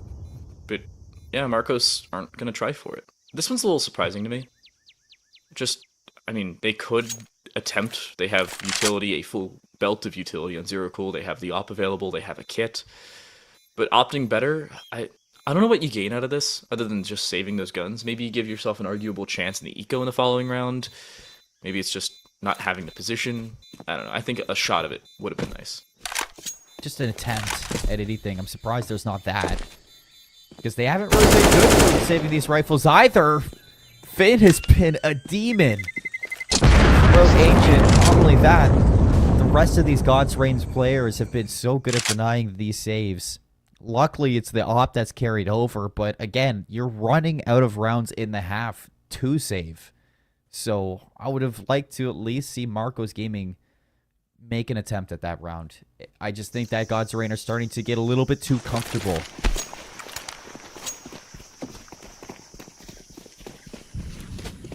What's God's Reign do here? What do they bring in the playbook? It's flash out mid, smoke already at the top towards red. They have all of mid control, nobody's donut, and they've smoked off and mollied off cave as well. Defaulter forced back. And with that Deagle shooting out, that should be information for God's Reign to work with as well, that there's somewhat of a save. They know at least one of those guns were saved over in the previous round, but what happens there? Oh, okay, Zero Cool just dies in red room.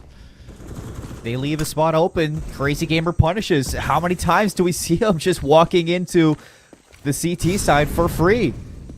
You do have Kara sitting inside Temple. MP9 at the ready. Crazy Gamer doesn't check it, but he still snaps around. That is ridiculous. There's no way. And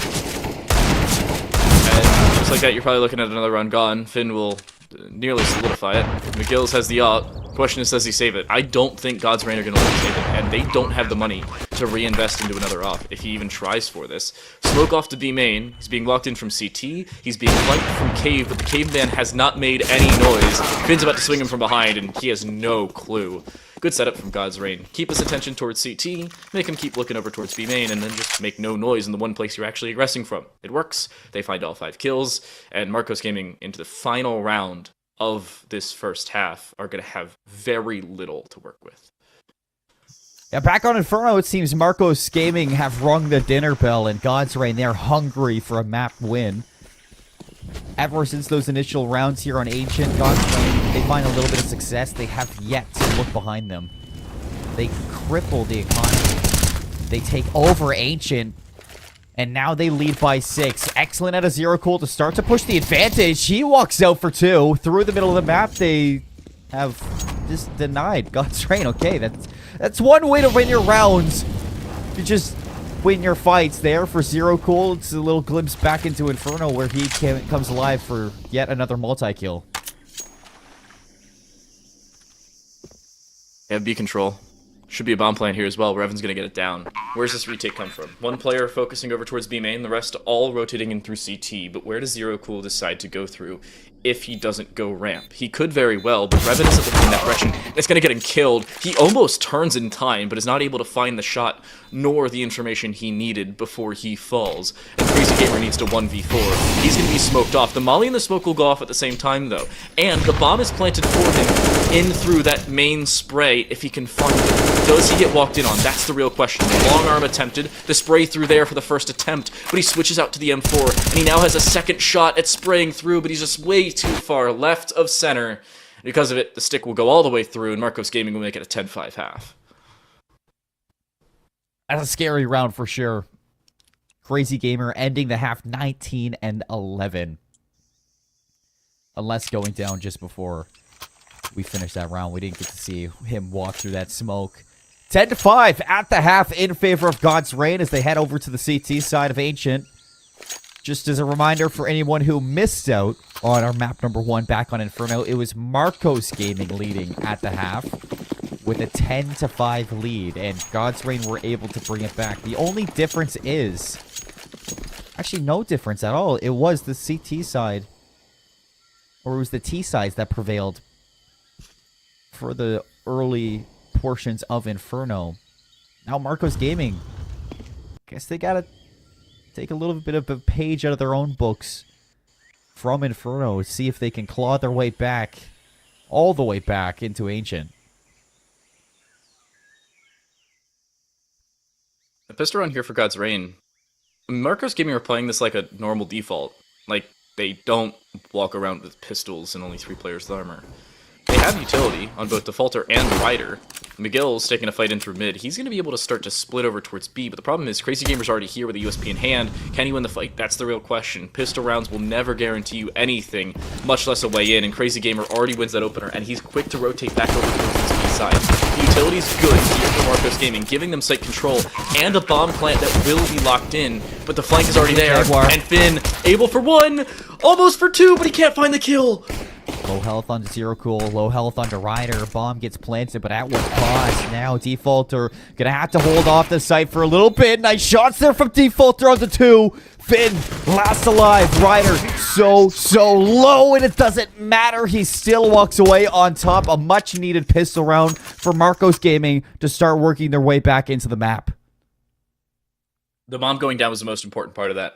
Them being able to get site control and use that utility that they bought in to keep God's Reign out. Even with Finn here, I thought this was going to end up being Marcos Gaming's undoing. 2 players walking in, but they didn't know Defaulter was still sitting in main. Good double swing coming in from Cave, making sure they had some redundancy, and good usage from Defaulter to just stay out. Smoke and Molotov thrown in towards mid. I believe a nade was thrown afterwards, but it doesn't do all that much. Kara takes 65 damage, but the A site has fallen. They have Clouda and... Oh, actually, no, it's only Revan there with a scout. He finds 1 kill, but that's about all she wrote there for the lesser of the 2 scoped snipers. Kara making sure that nobody flanks, although he might be getting flanked himself. They don't check it. Kara will end up falling, but the damage it is done. London has fallen, and so has the A site of Ancient. And Defaulter's able to clean that one up. So Marcos Gaming, they find their 7th round.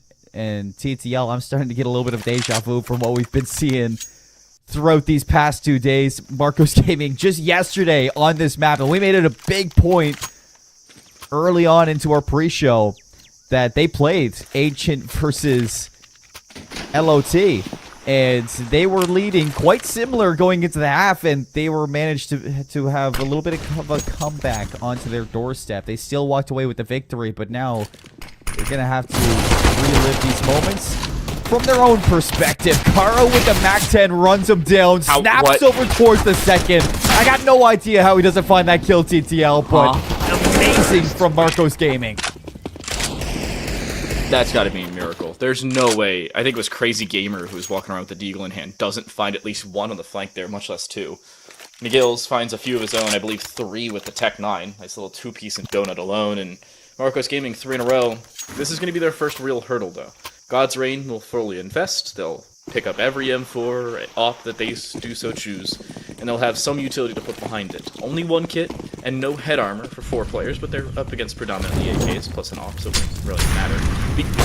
B-Rush being set up, but Molotov behind him.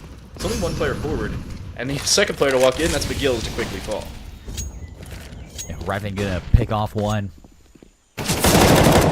Here comes the marching band, 1 by 1. Ember, second one, still Revan posted up with the op. Marcos Gaming denied entry towards the site. It looks like Zero wants to pull a page out of Crazy Gamer's book, work his way through caves. Smoke's gonna slowly dissipate. And as things fall quiet onto the jungle setting of Ancient, these Aztec temples, a pin drop can be heard.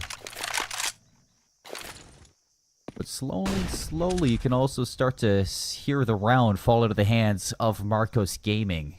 Now it's time for Zero Cool to make this play through cave. It has to pay off.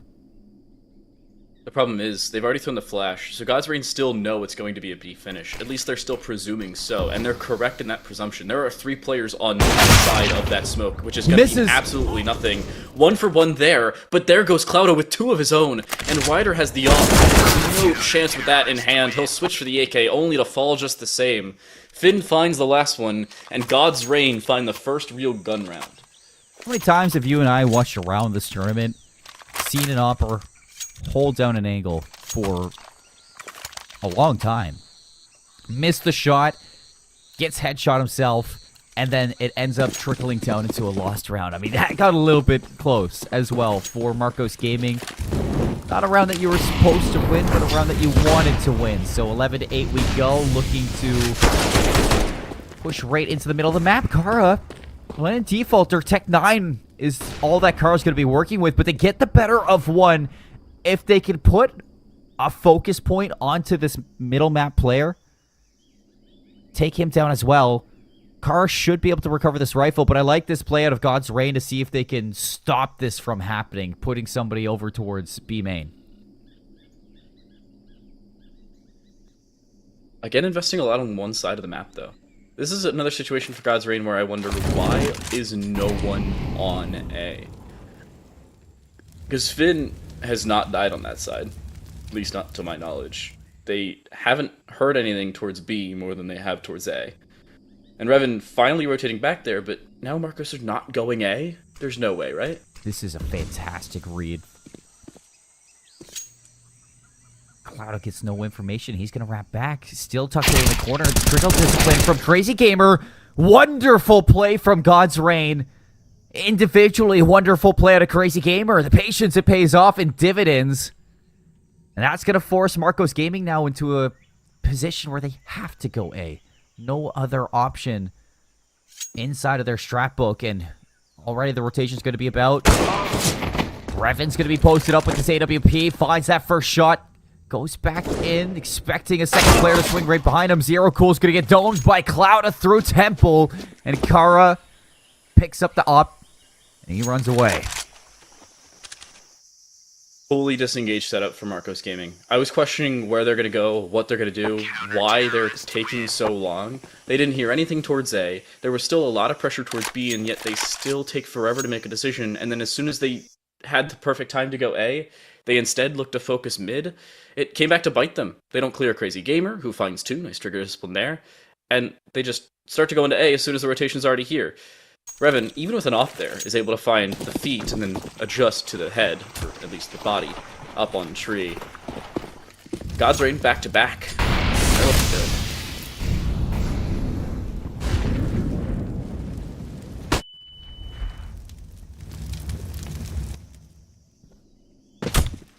Looking to, I guess, dip their toes into this B site.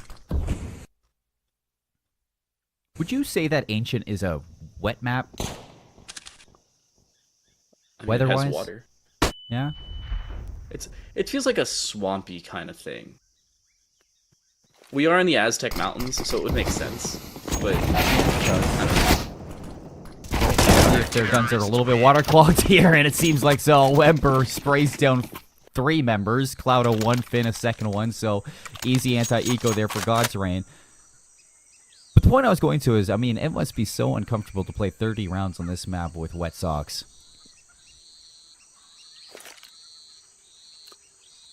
Wet socks? What? Where did the wet socks come from? The players, the player models. I mean, I know they're, like, video game characters, but...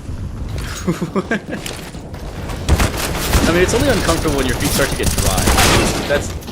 That's really where it goes. How does Finn get that kill? I have no idea. Last second falling away headshot. He was lucky to even get one. He took a crap ton of molly damage. Ember, that's a real question mark kill right there. Shot through the smoke. McGill's just tucked barely behind it and still dies. Cloud the only one on this site. Now has help from Ember, but apparently doesn't need it. 4v2, bomb down somewhere. I have no idea. It's down in B main. They left the bomb in B main, and Ryder has to go retrieve it and then 1v3. This is not looking Big great. ol' yikers.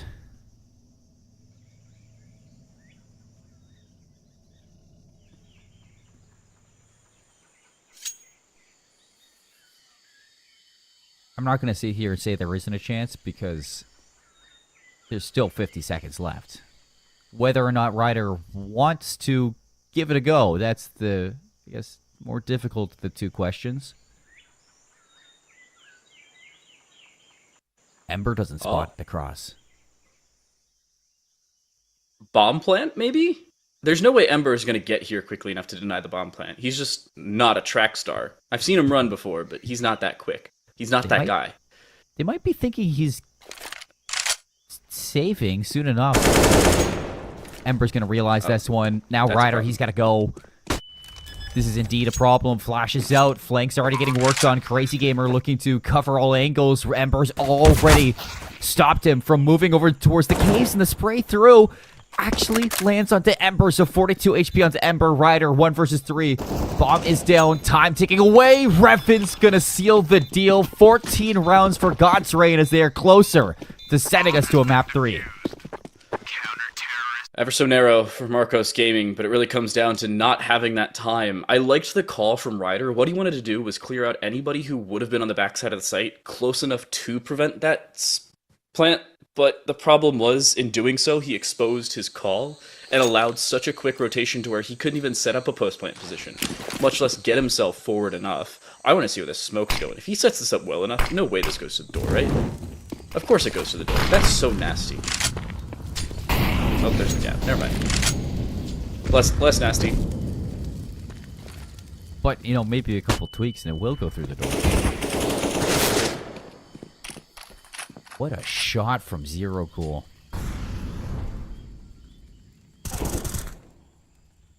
Unfortunately, McGill's goes down, and now that's going to put some pressure through mid. It looks like Defaulter's going to look to re-up on this one, and he does. Good trade there.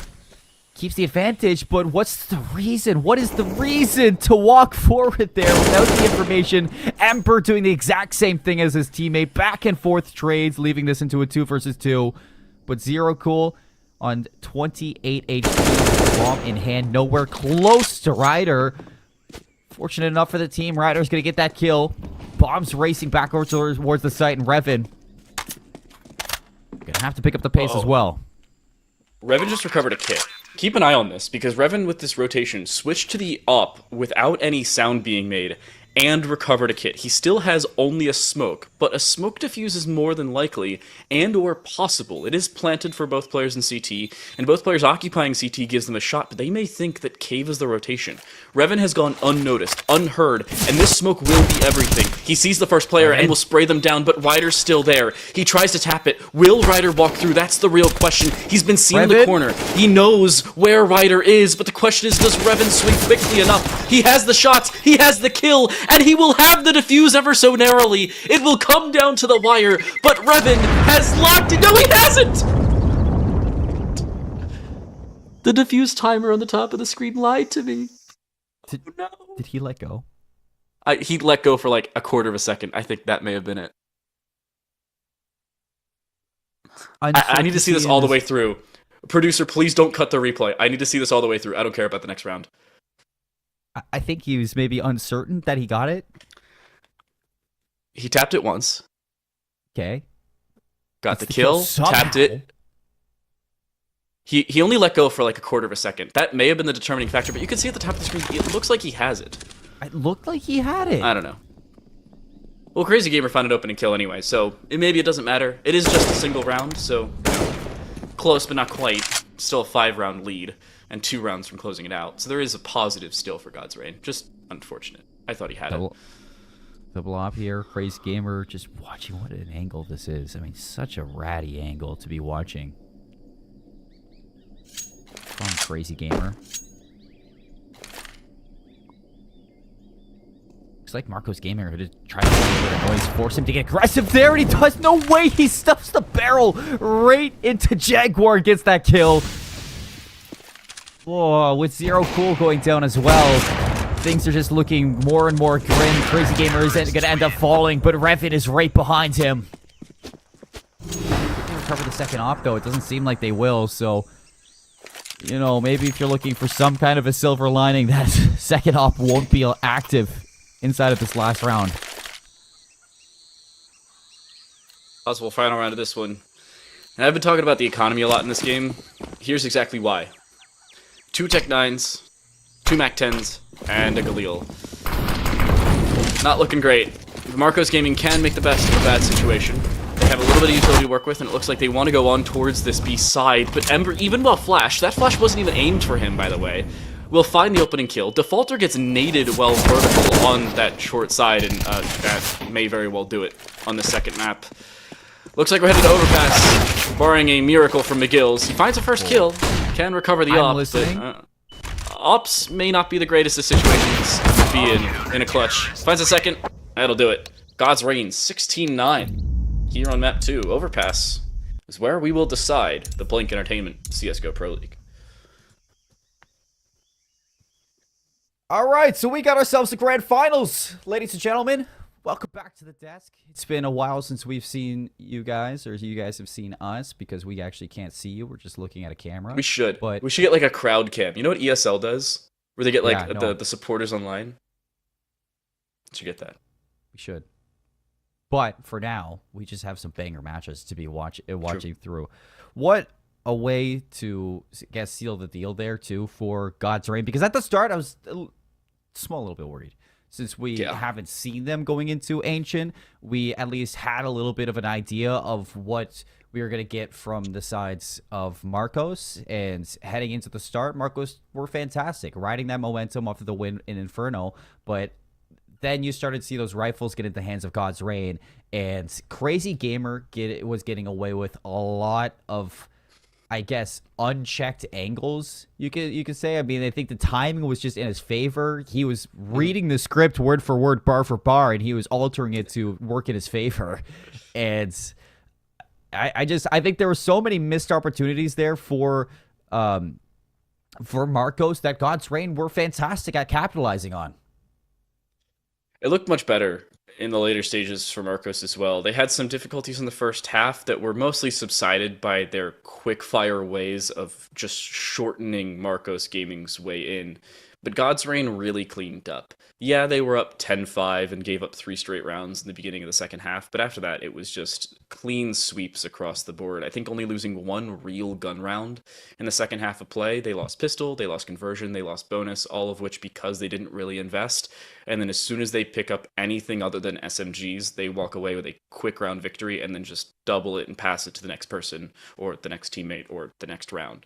And they do so just to cleanly win 16-9. It was a really good closing the matchup for them. And I'm confident in them for Overpass, but I also kind of said the same thing about Marcos here and the Ancient. So I'm about as 50-50 as I was to start things off, minus God's Reign having better previous results. I mean, stats are thrown out the window. Marcos have already taken a map off of God's Reign, something that I wasn't expecting going into this one. They've already proved me wrong with that win onto Inferno. And going to Overpass, they lost it yesterday. It was a very narrow game once again to LOT, but they have that experience again under their belt. So for Marcos Gaming, can they take down the, quote unquote, what I was calling them yesterday, the #1 seed going into this grand final? That is, a giant question that a lot of people are wondering. But again, as I stated, heading into that Inferno, if anybody's going to do it, it's going to be Marcos Gaming. God's Reign, what a way to bounce back into that Ancient, though. I'm right alongside you, TTL. Overpass is a 50-50. It's anybody's game right now to win it out. So I just want to look at the stats at the end of it, because there are some players that we need to highlight from God's Reign after that Ancient, especially heading into a map like Overpass. One thing we could talk about before we see the stats, before we have to see the performances that we got from Ancient, I want to talk about Revan versus Ryder.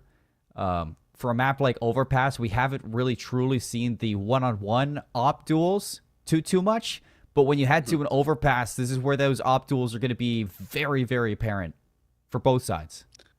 I'm also looking at moving into this third map, how yesterday could impact Marcos. They had a lot of time to reflect on what was yesterday, and I will say it again, they lost 16-12, they lost by 4 rounds, and in 7 of the rounds that they played, they had 4 players. They only won 1 of those 7 rounds, by the way. So maybe that was the impactful part. Maybe there is a very tiny asterisk in italics in like 2-point font at the top right corner of the screen.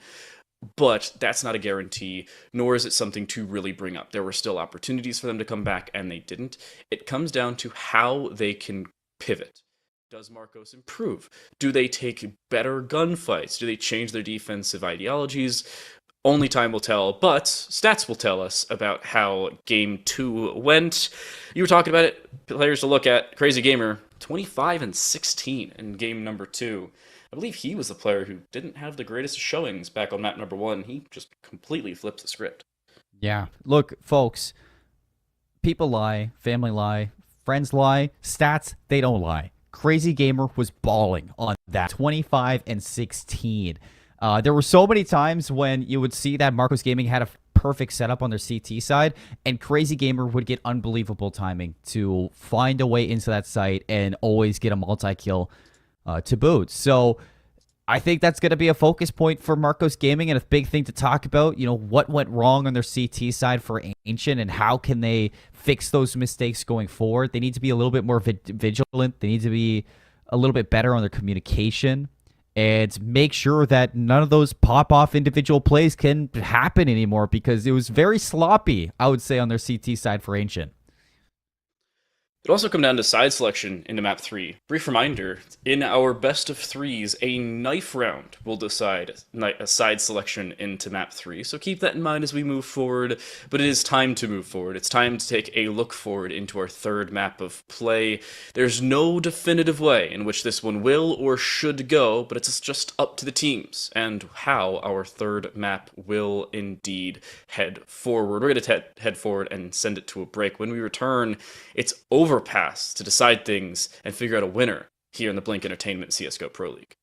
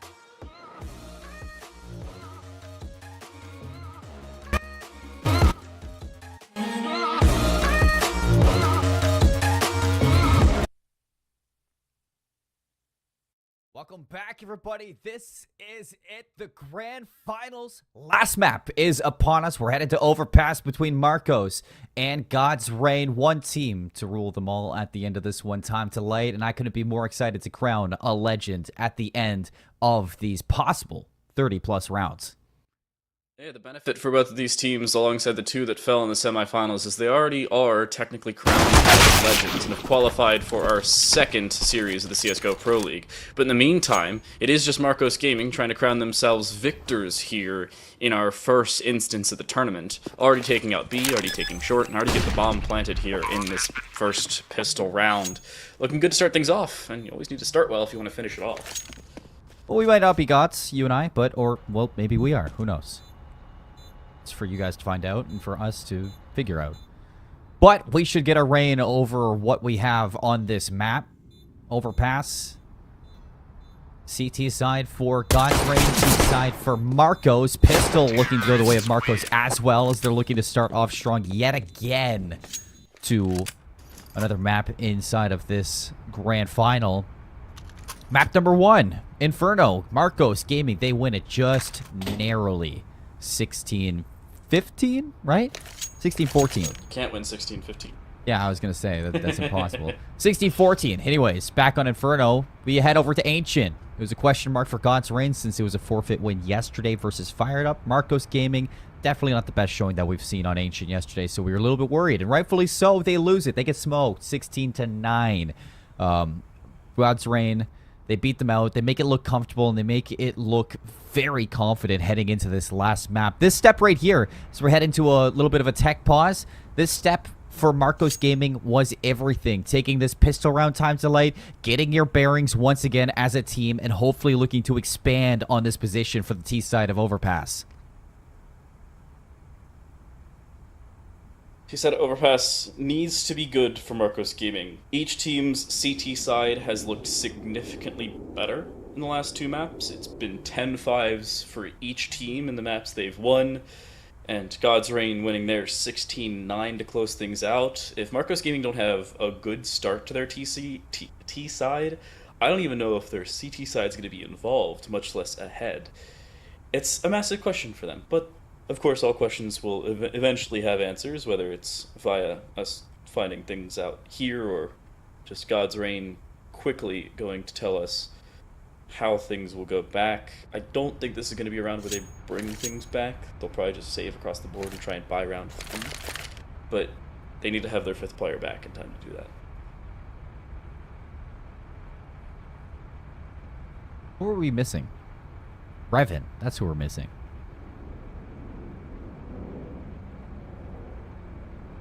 How'd you forget Revan? I don't know. I did, but how did you? Don't know. It's not like we've been looking at these teams for the past 8 days. No.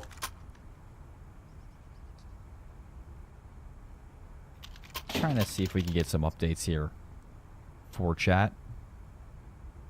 Please don't. Revan's back! It's okay. We don't need updates. Okay, and Crazy yeah. Gamer just fully bought. What in the world is going on in round 2? Are they going to try for it? I think they're going to try for it. Did they are fully buy? Well, yeah. Molotov smoke looks like... Fully bought as much as he could. He has no money. Yeah. But... Scout for Revan. Okay, I'm on board. Wow. I'm a big fan of this Revan train that we've been kind of riding over the course of these past couple of weeks, or this past week, so... Scout in his hand is a very dangerous weapon. Somehow he has 2 deaths into the second round. Because of the DC. He killed himself in prep phase because he got DC'd. Love that. Crazy Gamer. Pistol in hand. Loses the first fight. Kara already won that one, and unfortunately the wrong stack here for God's Reign. They will have to retake with 1 kit and 1 belt of utility. So time is of the essence. And they're saving. What? Well, so much of an investment, I don't blame them. Yeah, honestly, I don't hate this from them. Because logic would dictate for Marcos Gaming to almost entirely save next round. So, if God's Reign can save what they have here, they have equally as likely a chance to win next round as they did this one.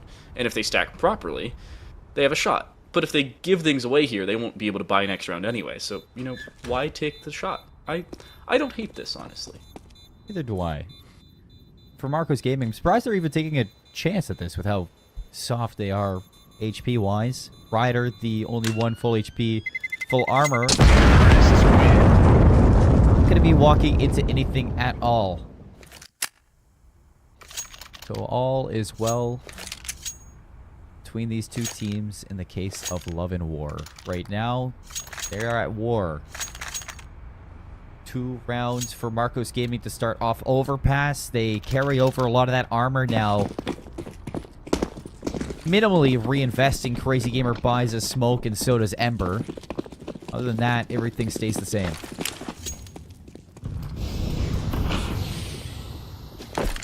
Less of an aggressive decision from Marcos Gaming. They're not rushing B this time. However, they do still have B main control and are looking to maybe aggress from there. I also find it very interesting that Ryder, playing from a distance instead of using the MAC-10, will instead use the USP, because it's arguably better to try and take shots from there. I also don't know what Marcos Gaming are trying here. They have basically most of A control in its entirety. Revan has a scout in hand, needs to win this fight, and doesn't. That's basically A falling minus Crazy Gamer, who steps up for 1, and he can go recover that scout. 4v4. Scout can find This second now one. becomes more likely. Posted up. Headshot angle. That's kind of right. Shots gonna ring out. A tag on a McGill's follow-up from Finn's there. Finn does get traded back and forth with these two teams. Defaulter running and gunning. A little bit of a drive-by action from Marcos. Third round on the horizon for this team, and Zero Cool seals the deal. 3 straight, but God's Reign will be able to purchase here. And Marcos Gaming will have to mostly reinvest as well, but they'll still have more than enough cash at the end of it. I wouldn't be surprised if McGill's only goes secondary, maybe an SMG. He does get bought an AK, I believe. That or Ryder was bought the AK. Either way, it will be a nearly full gun round that God's Reign need to win because they have to go back-to-back if they want to keep themselves in this. Marcos Gaming has shaped themselves up very well to start off the T side, but the question again, is it all a fluke? They did something similar in the second half of our previous map and still walked away only winning 1 remaining half. What happens? Crazy Gamer already wins the opening fight. I believe they know Ryder's still around short after seeing or hearing him run around. But where has the SMG wielder run off to? That's the question. Where, oh where? Questions that you will find out soon on Counter-Strike Global Offensive. To the head, Clouda going down, Ember right behind him, so nothing really going to come away with that. Just a little bit extra change for Ryder.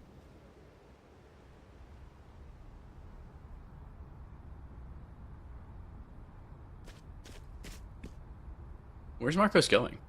You have 1 player sitting B main, 1 player all the way around A long, and their third is watching the entrance to the connector, which may very well pay off because Crazy Gamer just walked up the ladder. Yeah, Crazy Gamer died. This is something that came back to bite Marcos Gaming a lot. Now they've adjusted. Either getting overzealous on the T or CT side, trying to go for flanks or inordinate or inopportune positioning, or, in some cases, not being aware of them. They've both solved each of those problems and have done so fairly well. Revan's feet have been seen. Even after being shot at, he doesn't realize it, and they've given up the B site for it. God's Reign are doing what Marcos did yesterday to almost give up Overpass, or to give up Overpass, and to almost give up Ancient.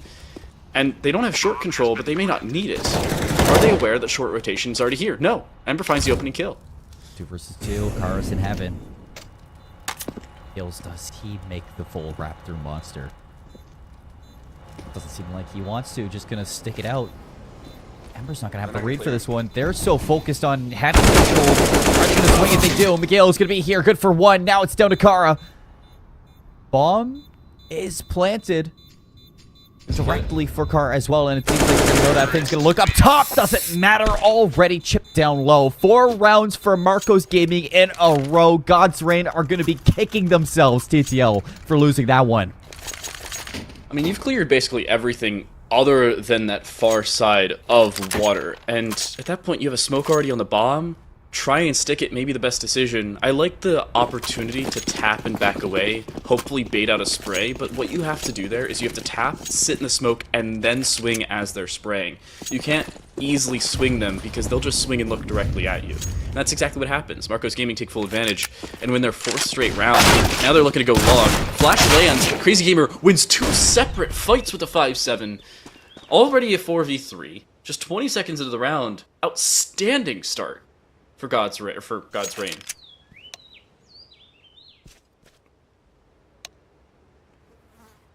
Now, that's one way to do it. I can hear the text chat going off. It's probably just NS. Volley's not going to stretch. Ember is safe and sound on this wall. Here's going to check to the left. Flash out. Decimates Ember. Still not out of it just yet, but another nice shot from Finn. The Deagle's skill ringing, making so much noise. 2 kills for Finn. Op versus mini-op. And it is going to be Ryder just to run it down, switches back towards his sidearm. So 1 versus 2, both players still only with pistols to work with. Ryder, no information on where they are. Wanted to spot the first one, unfortunately runs into the second one. And an eco round in overpass. Okay, here we are. Hello, by the way.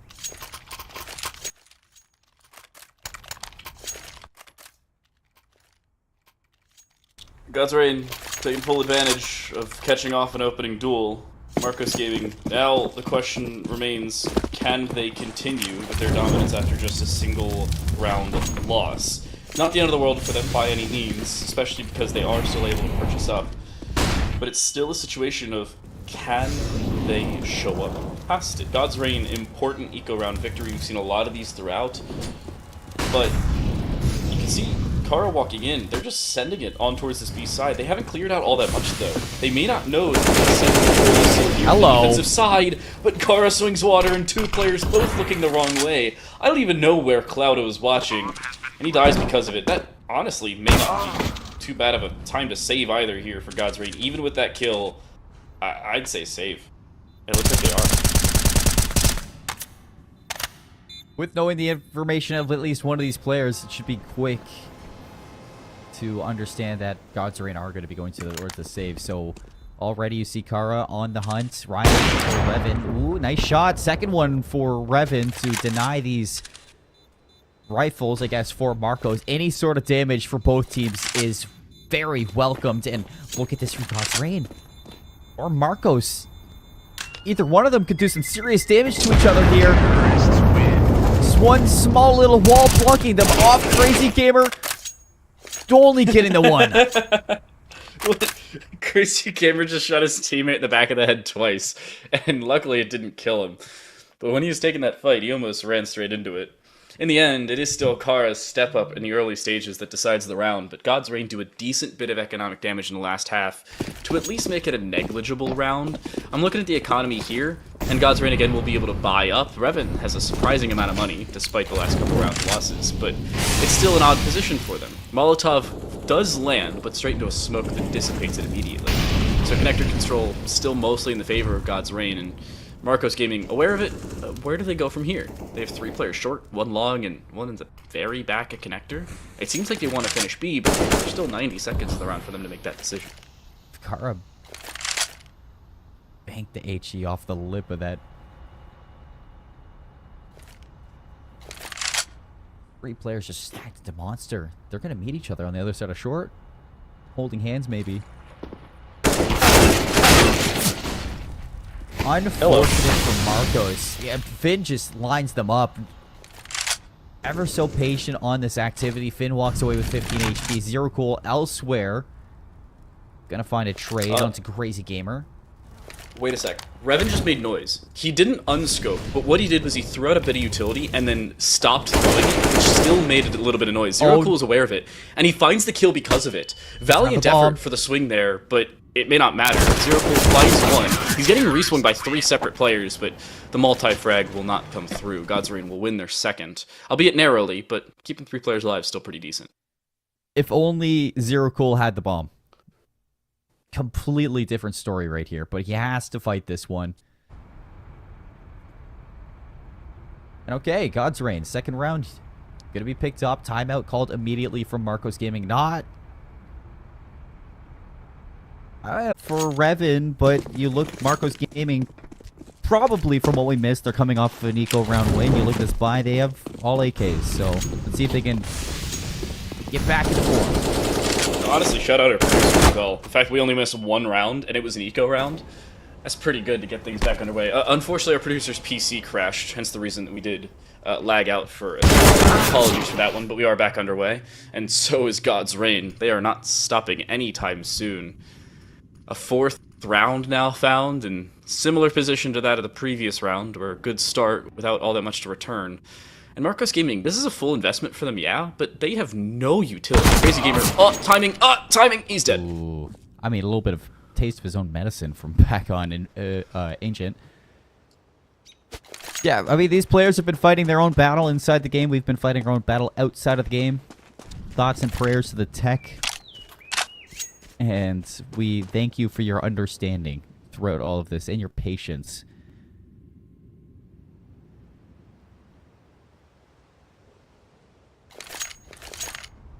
"46 seconds. I mean, this is not out of the realm of possibilities. With 3 players still left, full HP, 1 smoke for Zero Cool is going to be, I'd say, the biggest issue, because you look at how God's Reign are stacked to the brim, not only with an extra player, but multitudes of utility. Marcos Gaming still haven't made a lick of noise. He's being up towards CT. He misses the shot, though. That's amazing from Zero Cool to win that opening duel. But utility thrown back in. He can't plant default. Because this is going to be a much worse start to this. Utility being dedicated from both sides, but more importantly, the CTs sending the T side in this post plant completely out of sorts. Double flash in here from heaven, and it works to perfection. Ryder couldn't see a dang thing, and Defaulter only swings back for a refrag. Good kill from Ember, and a good round from God's Reign. Difficult position to try and retake there, especially after losing Finn so early, and yet they do so almost perfectly. It comes down to that Molotov. It puts Zero Cool in such a bad spot for exiting that bomb plant that an easy cleanup comes out from Ember, and yeah, I'd say that is a big round for God's Reign. Not only to tie up the series, but again to economically keep Marcos Gaming down in the dumps to start to push forward past this comeback now. So Marcos Gaming, this round is going to determine a lot of the coming next 5 rounds. So almost feels like a must-win round to me.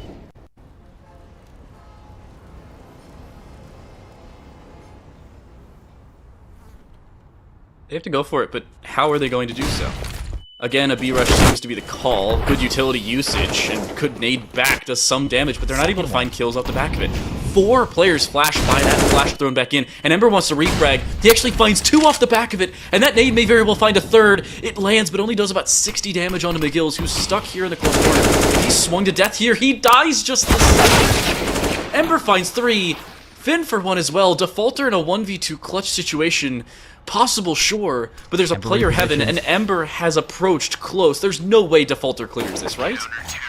Doesn't even need to. Reffin's watching over him. What a lovely, lovely round from Ember there. 3 kills from himself. Keeping Marcos Gaming at arm's reach in that whole scenario. That was doom after those first 2 entries, and I like that Marcos Gaming were not letting go of the gas. They felt their advantage. They wanted to continue to push on, but whoever was throwing those deep flashes from God's Reign, shout out to them, because they set Ember up for all of that. I think it was Finn, but nonetheless, I think Ember threw 1 or 2 of those flashes. Check Chase Gamer, easy spray down for 3.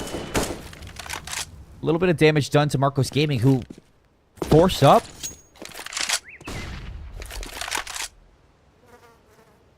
Yeah, they bought here, and yet it's still about as clean a round as ever. Revan, in back-to-back rounds, will find the final with an up. At God's Reign, is that 7 in a row for them?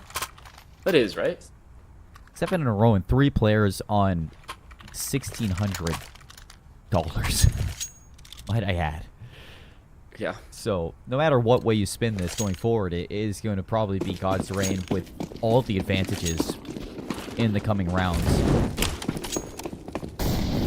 And I'm not going to stop with aggression either. Why change something that isn't broken? Finn this time going to take up that spot where Crazy Gamer is flash after flash, flash after flash, and McGill's, as soon as it is done, Long side, Ryder, no way they start this off like this. The AK in the hand of Ryder being the hero of the round. Revan's gonna need a couple, but he gets dinked. He's already found one, though. Honestly, that's decent enough to back away. The unfortunate aspect is dropping 2 players there means that everybody should have a rifle on the Marcos Gaming side. Even McGill's on 1 HP. And granted, Zero Cool is low. And never taking long has an opportunity to shut him down. Bomb. McGill's on 1 HP with a Tech 9 goes alone on long for no apparent reason, and Ember shuts him down because of it, and the re-swing in towards A main, he fights 2 because of it! Kara has to 1v3 because they dropped the bomb and then solo pushed up main. Already on the flank. And he's getting flanked, and he's dead. What in the world is this round? It's just sloppy plays from Marcos Gaming. I'm not liking the counter-strike that I'm seeing from this T side. They're not being aware of these power positions for God Reigns, these advantages that they're going to have. They need to recognize the aggression and the comfortability that God's Reign are showing on the map and start clearing these angles together, not alone. There's no reason why your 1 HP player should be going alone A-long at all. With the bomb in his hand, nonetheless. Even without the bomb. So, Marcos Gaming, they need a miracle to bring this one back. That smoke should give away that there is a presence, but you're going to read that there's 3 players here. It doesn't matter. Zero Cool has an angle. Little gap in the smoke. He's going to get Finn. And the Hydra of God's Reign were 1 2 take its place. Just outside of Squeaky's going to be the last one. Clouda doesn't get the trade. It's going to be Crazy Gamer. The damage is already long done. The A switch as well. This is just to be such a late rotation from God's Reign. I, for them, would not hate a situation where they just send it here, mainly because they have so much cash to work with. 8 straight rounds will do that to you. Just an abundance of capital. It's not like you're giving anything away. The off would be the only thing that would really be a concern to give over for free, at least, to Marcos Gaming. The main problem, these smokes were thrown so late that it's such a difficult position for them to retake straight through them because it's going to take them so long to dissipate. There's one falling in front of Revan. There's still one in the corner, and he may have to clear, and both he and Clouda do. Ryder sitting on dice and one player in through bathroom, but Ryder gets proactive and swings for both anyway. Marcos Gaming their first round since before the stream crashed. And it's a good one. It's a very good one, too. Ryder at the end, just a cherry on top with the quick 3K. 6 to 8 we go. 7, 8.5 would be fantastic for Marcos Gaming. All in all, I mean, you're looking at Overpass, which is genuinely like a CT-sided map. CTL. 7 rounds is not bad at all. It's just getting here is going to be the hard part. You look at Crazy Gamer yet again. Going to be a little bit of a 1 versus 1. Spots the toe to spray through the wall. No way. McGill somehow wins it. That is... what? I can't believe he loses that. And Ember just swings with no information, with no flash, and Ryder wielding the off and shutting down because of it. There's a reflash there. Clouda finds one. I believe saw a second, and because of it, understandably, Marcos will back away, but taking his teammate's position could have an opportunity to finally drop down McGill's. Will swing with the off, but misses the shot. Oh no! Defaulter Revan back and forth trades 3 versus 2. Revan is in such a fantastic spot, but he doesn't have the bomb to worry about, so he has to race to get back to his teammate Finn. Under pressure. Are they going to clear to the right? That's the biggest question for Defaulter, who has been fantastic when it comes down to these entry plays. Lurking back over towards B. Oh, it's Zero Cool is going to be pushing through tunnels. Already into heaven. Finn should be spotted, but how are they seeing absolutely nobody? No information. Finn's going to get away with murder. And suddenly that puts God's Reign in such a winnable spot with Revan trying to hunt down this remaining player. 24 seconds left. That is such a huge moment for Ryder. Everything's down to Revan, but here is Zero Cool. Bomb has been planted. 7 rounds from Marcos Gaming. Guaranteed at the half. 8 rounds for God's Reign. It is a 1 round difference. A really close one. In that last one, at least for God's Reign. They brought it back, yeah, sure. Missed opportunities to start. But Finn's stepping up here towards Monster. The problem was the reposition honestly got the better of him. The patience would have paid off if he stayed monster. He could have flanked if he really wanted to. That would have been the time to go for something ballsy, because you do not have your teammate. You really didn't have any information towards A either, because there was still that flank with Zero Cool sitting inside of your heaven position. It is still God's Reign winning the first half, 8-7. But Marcos Gaming, bringing it back in the later stages, that's a difference maker.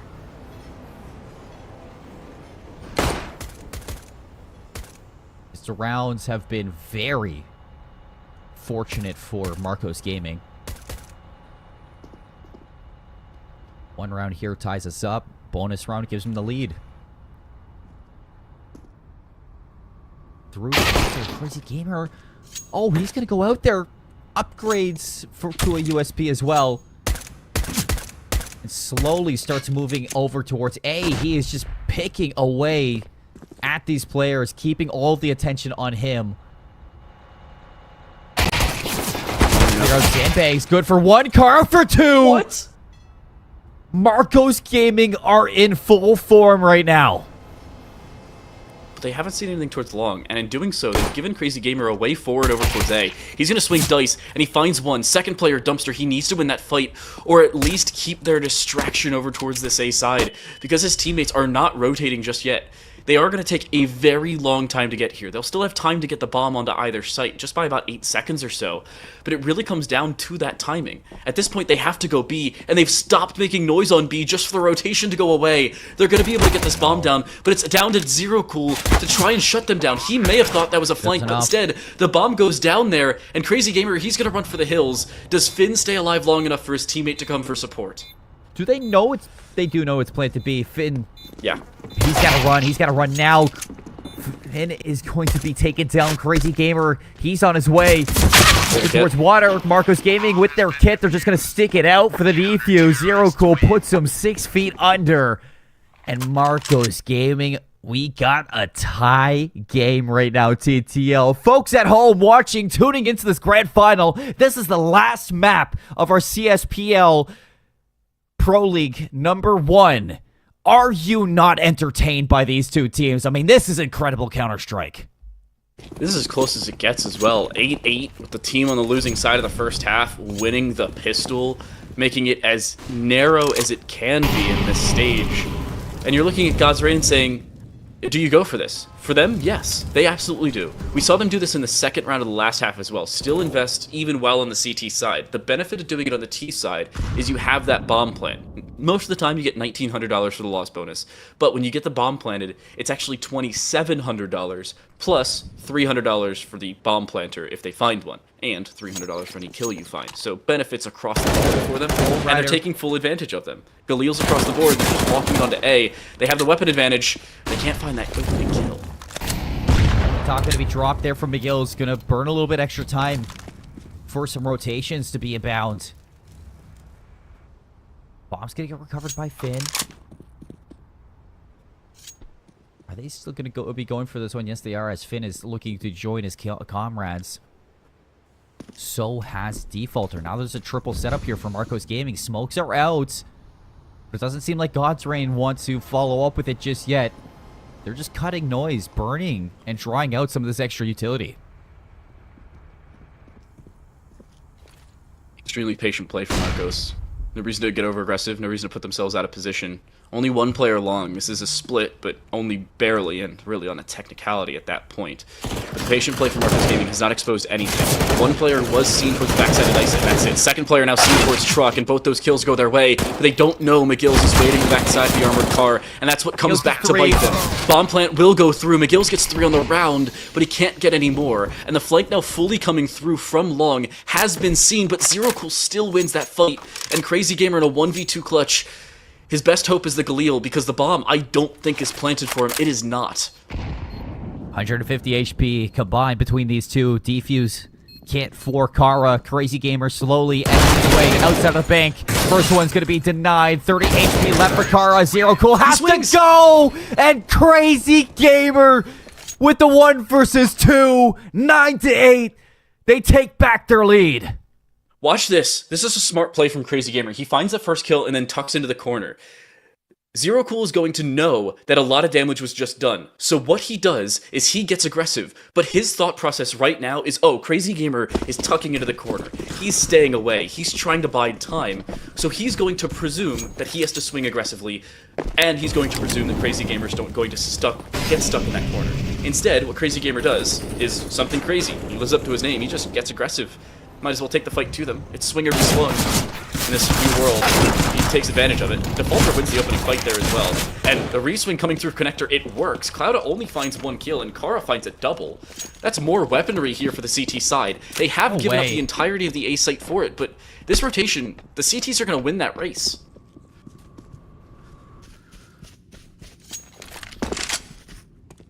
I don't even think Marcos Gaming are going to be here.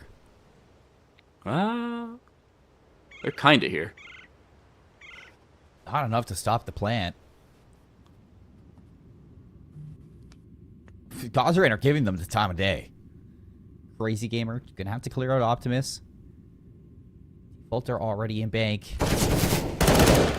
Spotted out. Defaulter going to play his life.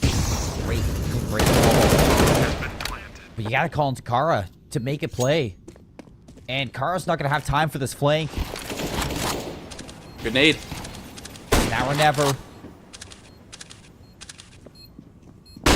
It's planted from the CT side. That's the problem. Crazy Gamer, double swing from Optimus. He actually finds both kills as well. But Defaulter, this retake, he can't even find anything.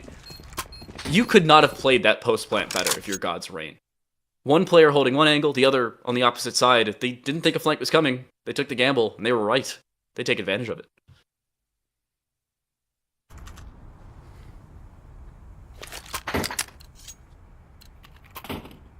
Crazy Gamer 18 and 13. What is that? Rounds? This is Marcos Gaming. 11 to 1, 9. And we're not even missing all that much, so it's perfectly fine. God's Reign take about a minute. They take the A site, and then they get that bomb down. Zero Cool's going to save. Another situation where Marcos Gaming just do not have the ability to stick around.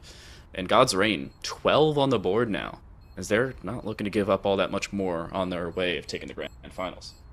Slowly tasting, you know, what could be a championship win under their belts. As a core 5. Really cool, attempting a little bit of hide and seek. Now time to defend. Can at least be able to take the rifle out of the hands of one. 2 players go down for God's Reign as they find their 12th. Like you said, TTL, 4 rounds away for God's Reign to be your champions, to be legends. Marcos Gaming, it's now or never. At least not so much now, more so next round or never, but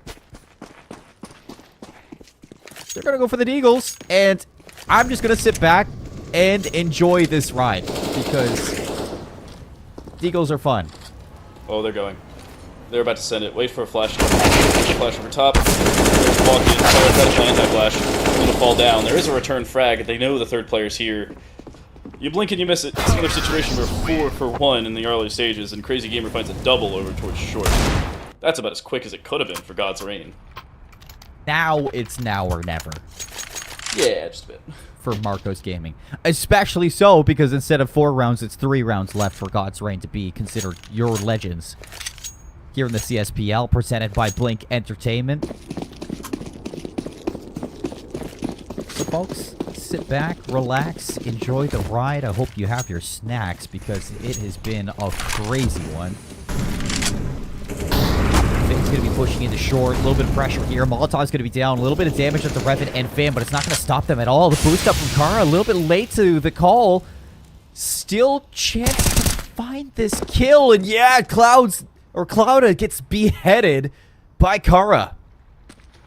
I love that call. Get aggressive, get something, and then just back away. Play patient, play around the advantage you've already now built up. Ryder even playing up towards party here with the op. Maybe forced off the angle, but like not. Here's that re-aggression though. Why does Marcos go for it so unnecessarily? You don't need that. You don't need that extra info. You were playing to near perfection beforehand, and now it comes back to bite you. McGills finds one, but Defaulter now left alone on the site. He has a rotation coming in, but it's Crazy Gamer left alone in the round. He's got an op. He has a P250 as a secondary. He has 52 seconds to work with, but the bomb is down, and he has to clear out the CT. Never mind. To walk forward for Crazy Gamer. I mean, plenty of time to work with that. I've seen him win it before, but at the same time, what did we talk about yesterday? Defaulter, he was the king of 1v2s. And although things start to fall apart for Marcos Gaming there, you can really find solace in Defaulter and the fact that he is going to win that. Big 2 kills there for Defaulter. Gives Marcos Gaming their 9th round. Stops God Rain from reaching their 14th. And keeps these rifles in the hands of Marcos Gaming, but the utility still is seeming to be quite the problem. Walk on down, almost finds the second one. The op shot from Crazy Gamer misses, and now Ember has to fight with only 2 health. And the problem is Ember can't walk down connector. Usually when you take a little bit of damage there, you keep walking down connector, but you saw the spray coming from down that hallway. That's the boards in short on B, so he had to back away. Attempted no-scope from Ryder. It misses, and that's the A site. There's nobody else here, and because of it, that's God's Rain that'll almost certainly get a bomb plant. Defaulter trying to swing. He'll die as well. Revan says, "You shall not pass, young man." And Marcos Gaming, they're going to have to save again. Just seems like a drinking game at this point.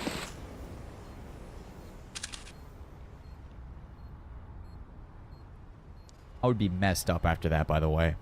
That's crazy. Apparently so is he. You heard the chat tick.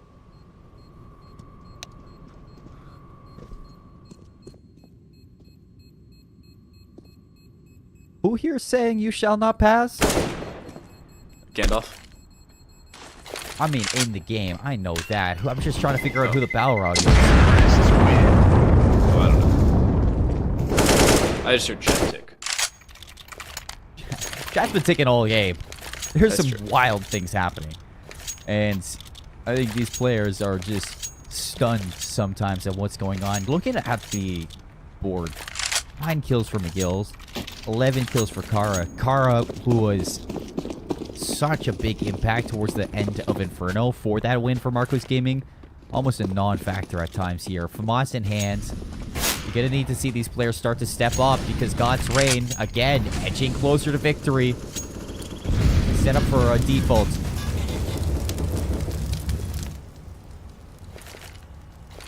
With pressure to sandbags. Revan's been one of the MVPs here for God's Rain. this. On paper has not been fragging all the way around, but has been stepping up. Finn trying to sand his spray. Crazy Look at Gamer's Crazy just sitting Gamer. on A, by the way. Yeah, I was about to bring that up too. He's just sitting on A. Not a soul is here. He has 2 options. Call the team over to A or head back to B. He should hear a long rotation. He needs to turn his head! He does, just to stay alive barely, but he still has to take this fight. That's the problem. Dice. He's still swinging that though, and There's no Ryder's way. so low, but he has the op. It's a boom or bust scenario, and instead of taking that fight, he's instead now going for the flank. He wants to go help the team and has now helped to do so. What in the world is going on this A side? Crazy Gamer gets the jump on Defaulter, and Ryder's dead as well. A site, I think, has fallen, but I'm also pretty sure that I just saw McGill's make some noise towards long. Does Clouded know? What the heck? I'm stunned. I'm astonished. I'm baffled. I don't know what to believe anymore. I don't think he can get the bomb down. Watch for McGill's. Here, he did make noise. They check it. It's a swing. The trade. 2 versus 2. Yet again. Defaulter, not alive. It's Kara and Zero Kill who really need to step up. Kara gonna push the bank. Zero Kill looking to play through garbage. And I like this call from God's Rain just to back up. They still have 2 smokes. Or sorry, 1 smoke and 3 flashes left. And an off for Crazy Gamer just to watch this bomb. Importantly enough, they're playing together as well. Crazy Gamer picks that first up, and he has help sitting in bathroom. This is going to be a walk-in. Kara's going to have no idea. Perfect play. God's Rain play that to perfection. I was thinking the long rotation would have been a little bit better for God's Rain, but the better call was just to stick and play together. And it works. Play together, play the bait and switch. Each player finds a kill, and God's Rain now find match point to maybe win back-to-back 16-9 games and take the CSPL. They lose rounds, they make mistakes, they bend, but they do not break. God's reigns, man, this could be it. One round away from being your legends. One round away from taking the top prize of 40,000 rupees.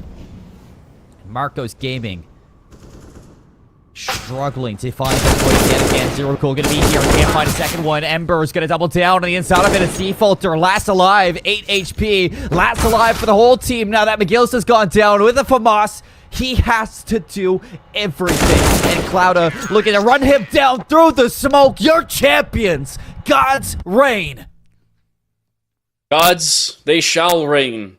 They continued with dominance. Not a single map through the group stage of the semifinals where they gave up any more than 8 rounds. 8 rounds was the max they gave up. In the grand finals, it was close. It was contentious. They even lost a map. But that number only rose to 9 in maps they at least won. 16-14 loss in map 1. Inferno not going their way. But Ancient, clean and clear. Overpass in their favor, seemingly from round 5 onwards. They win 16-9 on each map. And they will convincingly take the Blink Entertainment CSGO Pro League by storm. Very convincingly towards the enemy. Marcos Gaming, hats off to them for putting up quite the fight. But your gods who reign over the CSPL today become legends.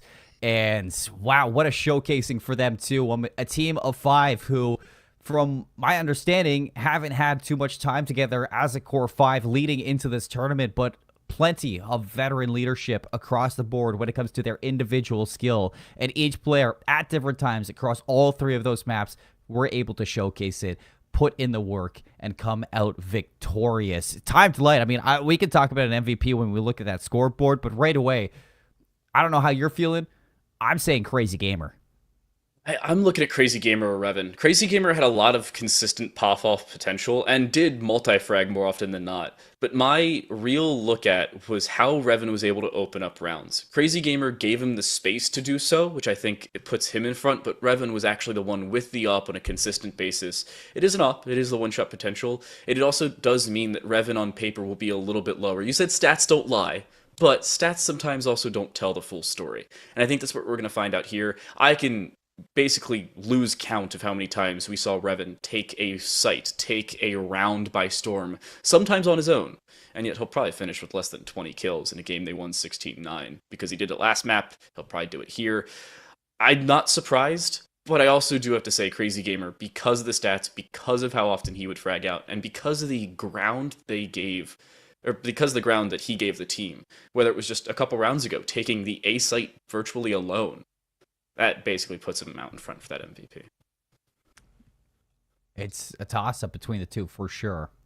And I like that we're highlighting those 2 players because no matter what way you look at this, I mean, very impactful individually.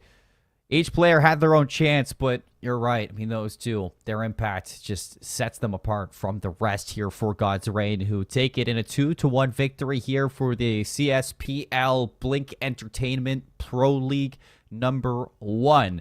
And we didn't really get to talk about it off the top of show. 8 teams walk into this tournament. 1 walks out a legend, but 4 qualify for our CSGO Pro League number 2. It's undetermined when our CSGO Pro League number 2 is going to be, but we have God's Reign ultimately topping off this tournament to qualify for sure. But behind that, we will be seeing Legends of Tomorrow, Firedup Gaming, as well as Marcos Gaming yet again inside of our Blink Entertainment specials. And here we go. Scoreboard is active. You were correct. Sub 20 kills for Revan, but still very, very impactful, whether it's with the AWP, whether it's with a rifle in hand, or even in these eco rounds. Revan was putting up some incredible numbers, incredible, impactful plays, and still flying under the radar. Hey, he's flying under the radar, but he's still fragging out. I think these may be last game stats on the right side for God's Reign. I could be wrong, but I'm like 80% sure they are, unless they're just consistent. Okay, now they're updated. Thank you very much, producer. Revan is still 18-15, but Finn was 18-17, Clouda 14-13. To show you how somewhat consistent they were across the board in terms of players, at least, In the 16-9 victory against Marco's last map, Crazy Gamer was 25-16. Hero was 26-16. Ember was 14-14. He wasn't this time, but Cloudo was 14-13. Finn was 16-16. Here he's 18-17. Revan was 18-11. Here he's 18-15. And then Ember is now 22-14. Cloudo was 21-14. Those stats are so similar. If I didn't see the scoreboard at the end of the game, I would have thought our producer was lying to us. I promise you he's not. This is kind of scary. This is just incredible for God's Reign. I mean, the consistency from map to map shows, not only when it comes down to the scoreboard, the kills, the deaths, the assists, but also in the scoreboard for the end game of both Ancient and Overpass. They walk into this grand final with the mentality to win. And on Ancient, they make it look very comfortable. On Overpass, they had a few hiccups. God's Reign for sure gave up a few unfortunate rounds towards Marcos Gaming. But I think that's more of, I guess, a shout to the skill level of Marcos rather than the mistakes from God's Reign. Because both of these teams were throwing haymakers at each other all day long. Time to light. It was just God's Reign overall were just a little bit better when it came down to a lot of those, especially their clutch potentials. God's Reign was nearly perfect on stream. The only time they weren't nearly perfect was the first half of Inferno, and at least not on our stream. We saw them, they made a few mistakes, they tried to redeem themselves, but unfortunately the game was a little bit too far gone. That 10-5 first half really came back to bite them, and credit where credit is due. They did still have a 9-6 second half, but it was just ever so narrowly not in their favor. A loss on Inferno, though, did not hinder their spirits by any means. A little break between that and map 2 of Ancient, they stepped up. We were talking about the concerns for Marcos because of yesterday, because they were 14-7, because they had so many advantages and yet still only won by 2 in that game. And I think those questions were really answered here. God's Reign shut them down. They didn't make any mistakes. And the few that Marcos did, to their credit, God's Reign took full advantage of. They just took every site. I can count 3 clutches off the top of my head, if not more than that. And Marcos were still in the game, but that and Overpass just 16-9 back-to-back. Unfortunate finishes, and one that they will certainly want back.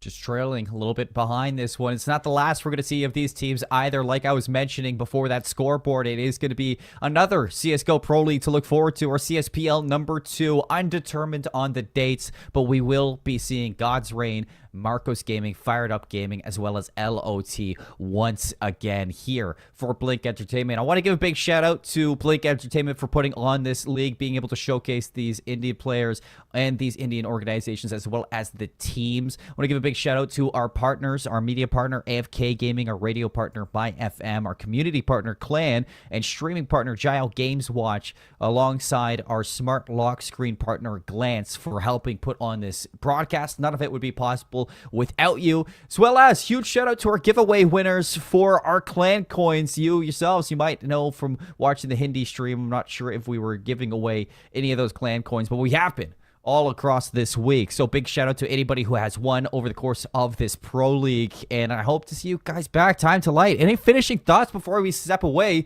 What an incredible week of games. We have been told a cursory time period for our CS Pro League 2. About the time CS2 will fully release, it'll be early 2024, give or take, but the time's still to be determined. And it will also have to be with these teams. A set of players will get their invitation, so they have to stay as a core 3, so if they fully disband and nobody comes back together, they'll unfortunately forfeit their spot. So hint, hint, wink, wink, nod, nod, stick together teams if you place in the top 4. I promise you, for another CSGO Pro League, it will certainly be worth it.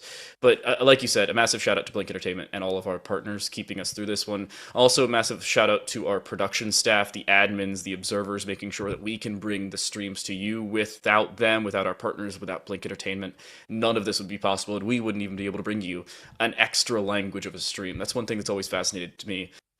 A lot of streams that go on outside of the United States, or outside a lot of times of Europe as well, 90% of the time they're put on in multiple languages. Hindi and English for this one. I know you and I worked a broadcast on Friday that was in Hindi, Arabic, and English. It's just amazing to see the coordination and the ability to put all that on without all that many hiccups, all things considered.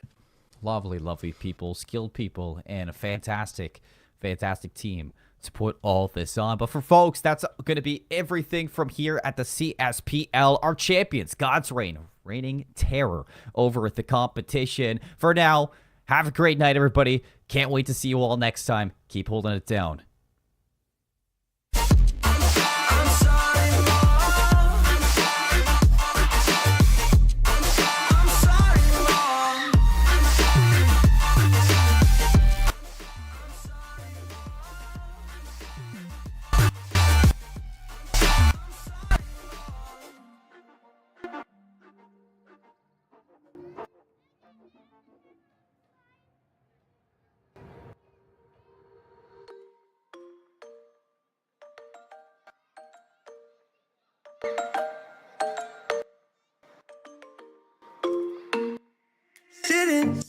Sitting at the same old workplace.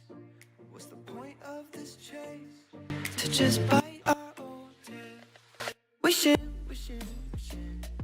that something would change, that we could turn back the page and live like our favorite fairy tales.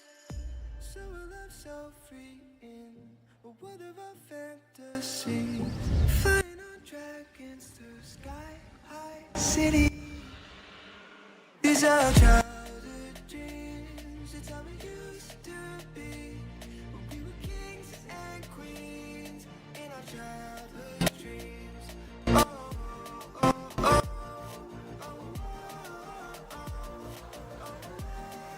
oh, our childhood dreams.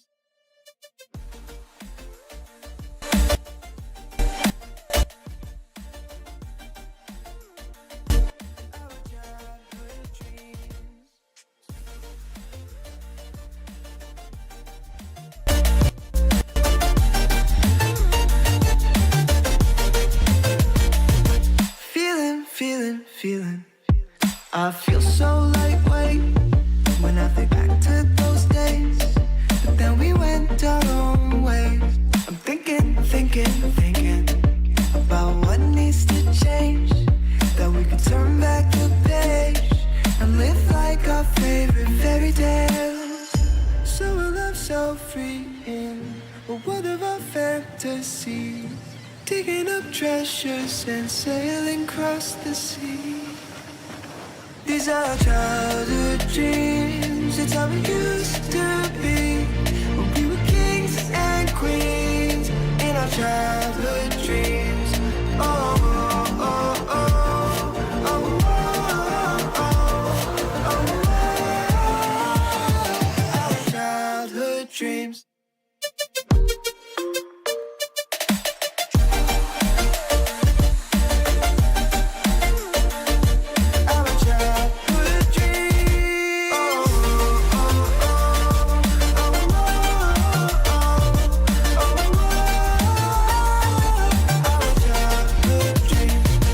Our childhood dreams, it's how it used to be when we were kings and queens in our childhood dreams.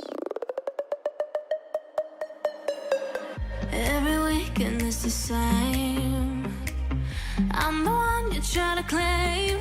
Yeah, I already know about your game, but I'm not the one to sit around and be played.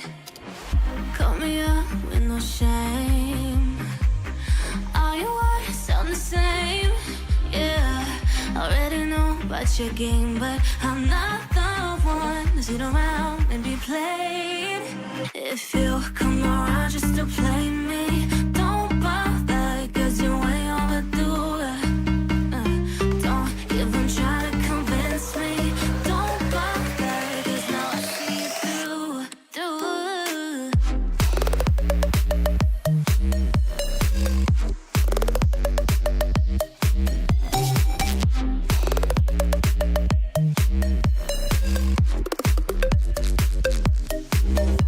If you come around just to play me,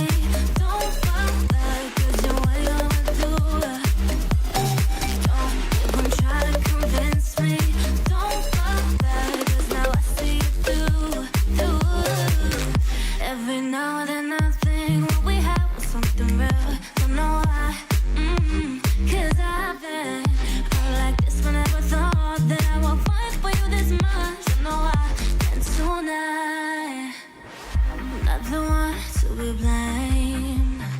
'Cause I ain't the one who entertains. Yeah, I already know about your stupid games. Come around, come around. If you come around just to play me, don't bother, 'cause you ain't gonna do it. Don't even try to convince me. Don't bother, 'cause now I see you through.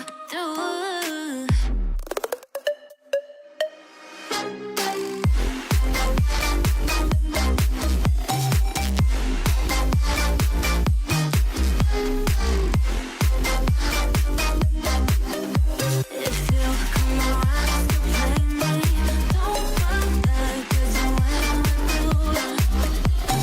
Don't even try to convince me. Don't bother, 'cause now I see you through.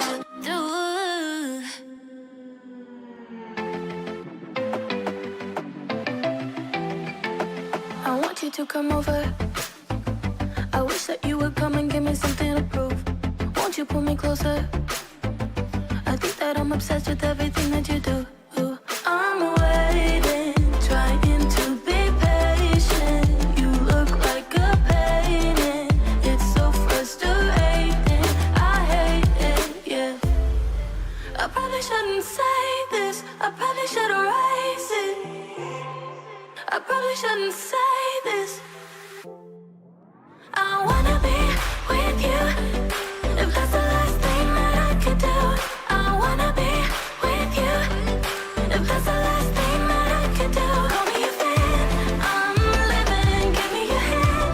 I'm in it, yeah. I wanna be with you. If that's the last thing that I could do.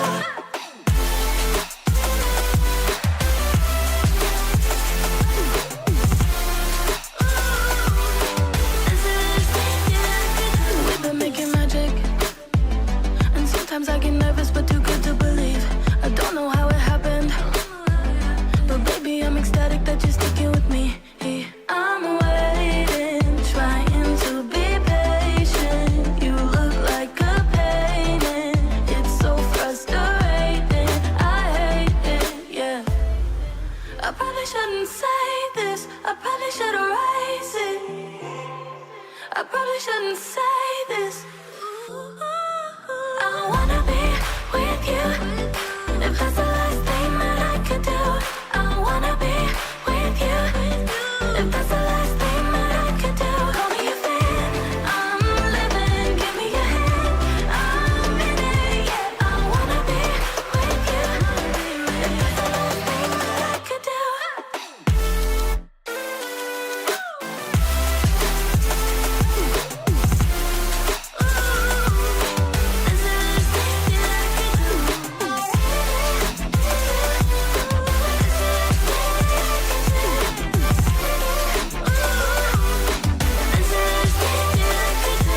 I wanna be with you. If that's the last thing that I could do, I wanna be with you. If that's the last thing that I could do.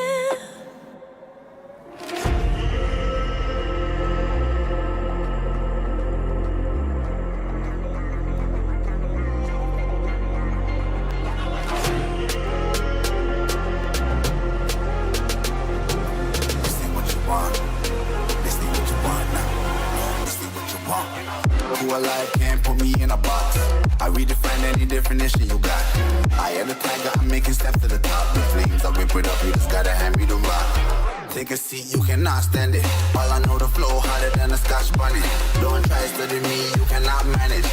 This ain't what you want, bitch, I'm a fucking phenomenon.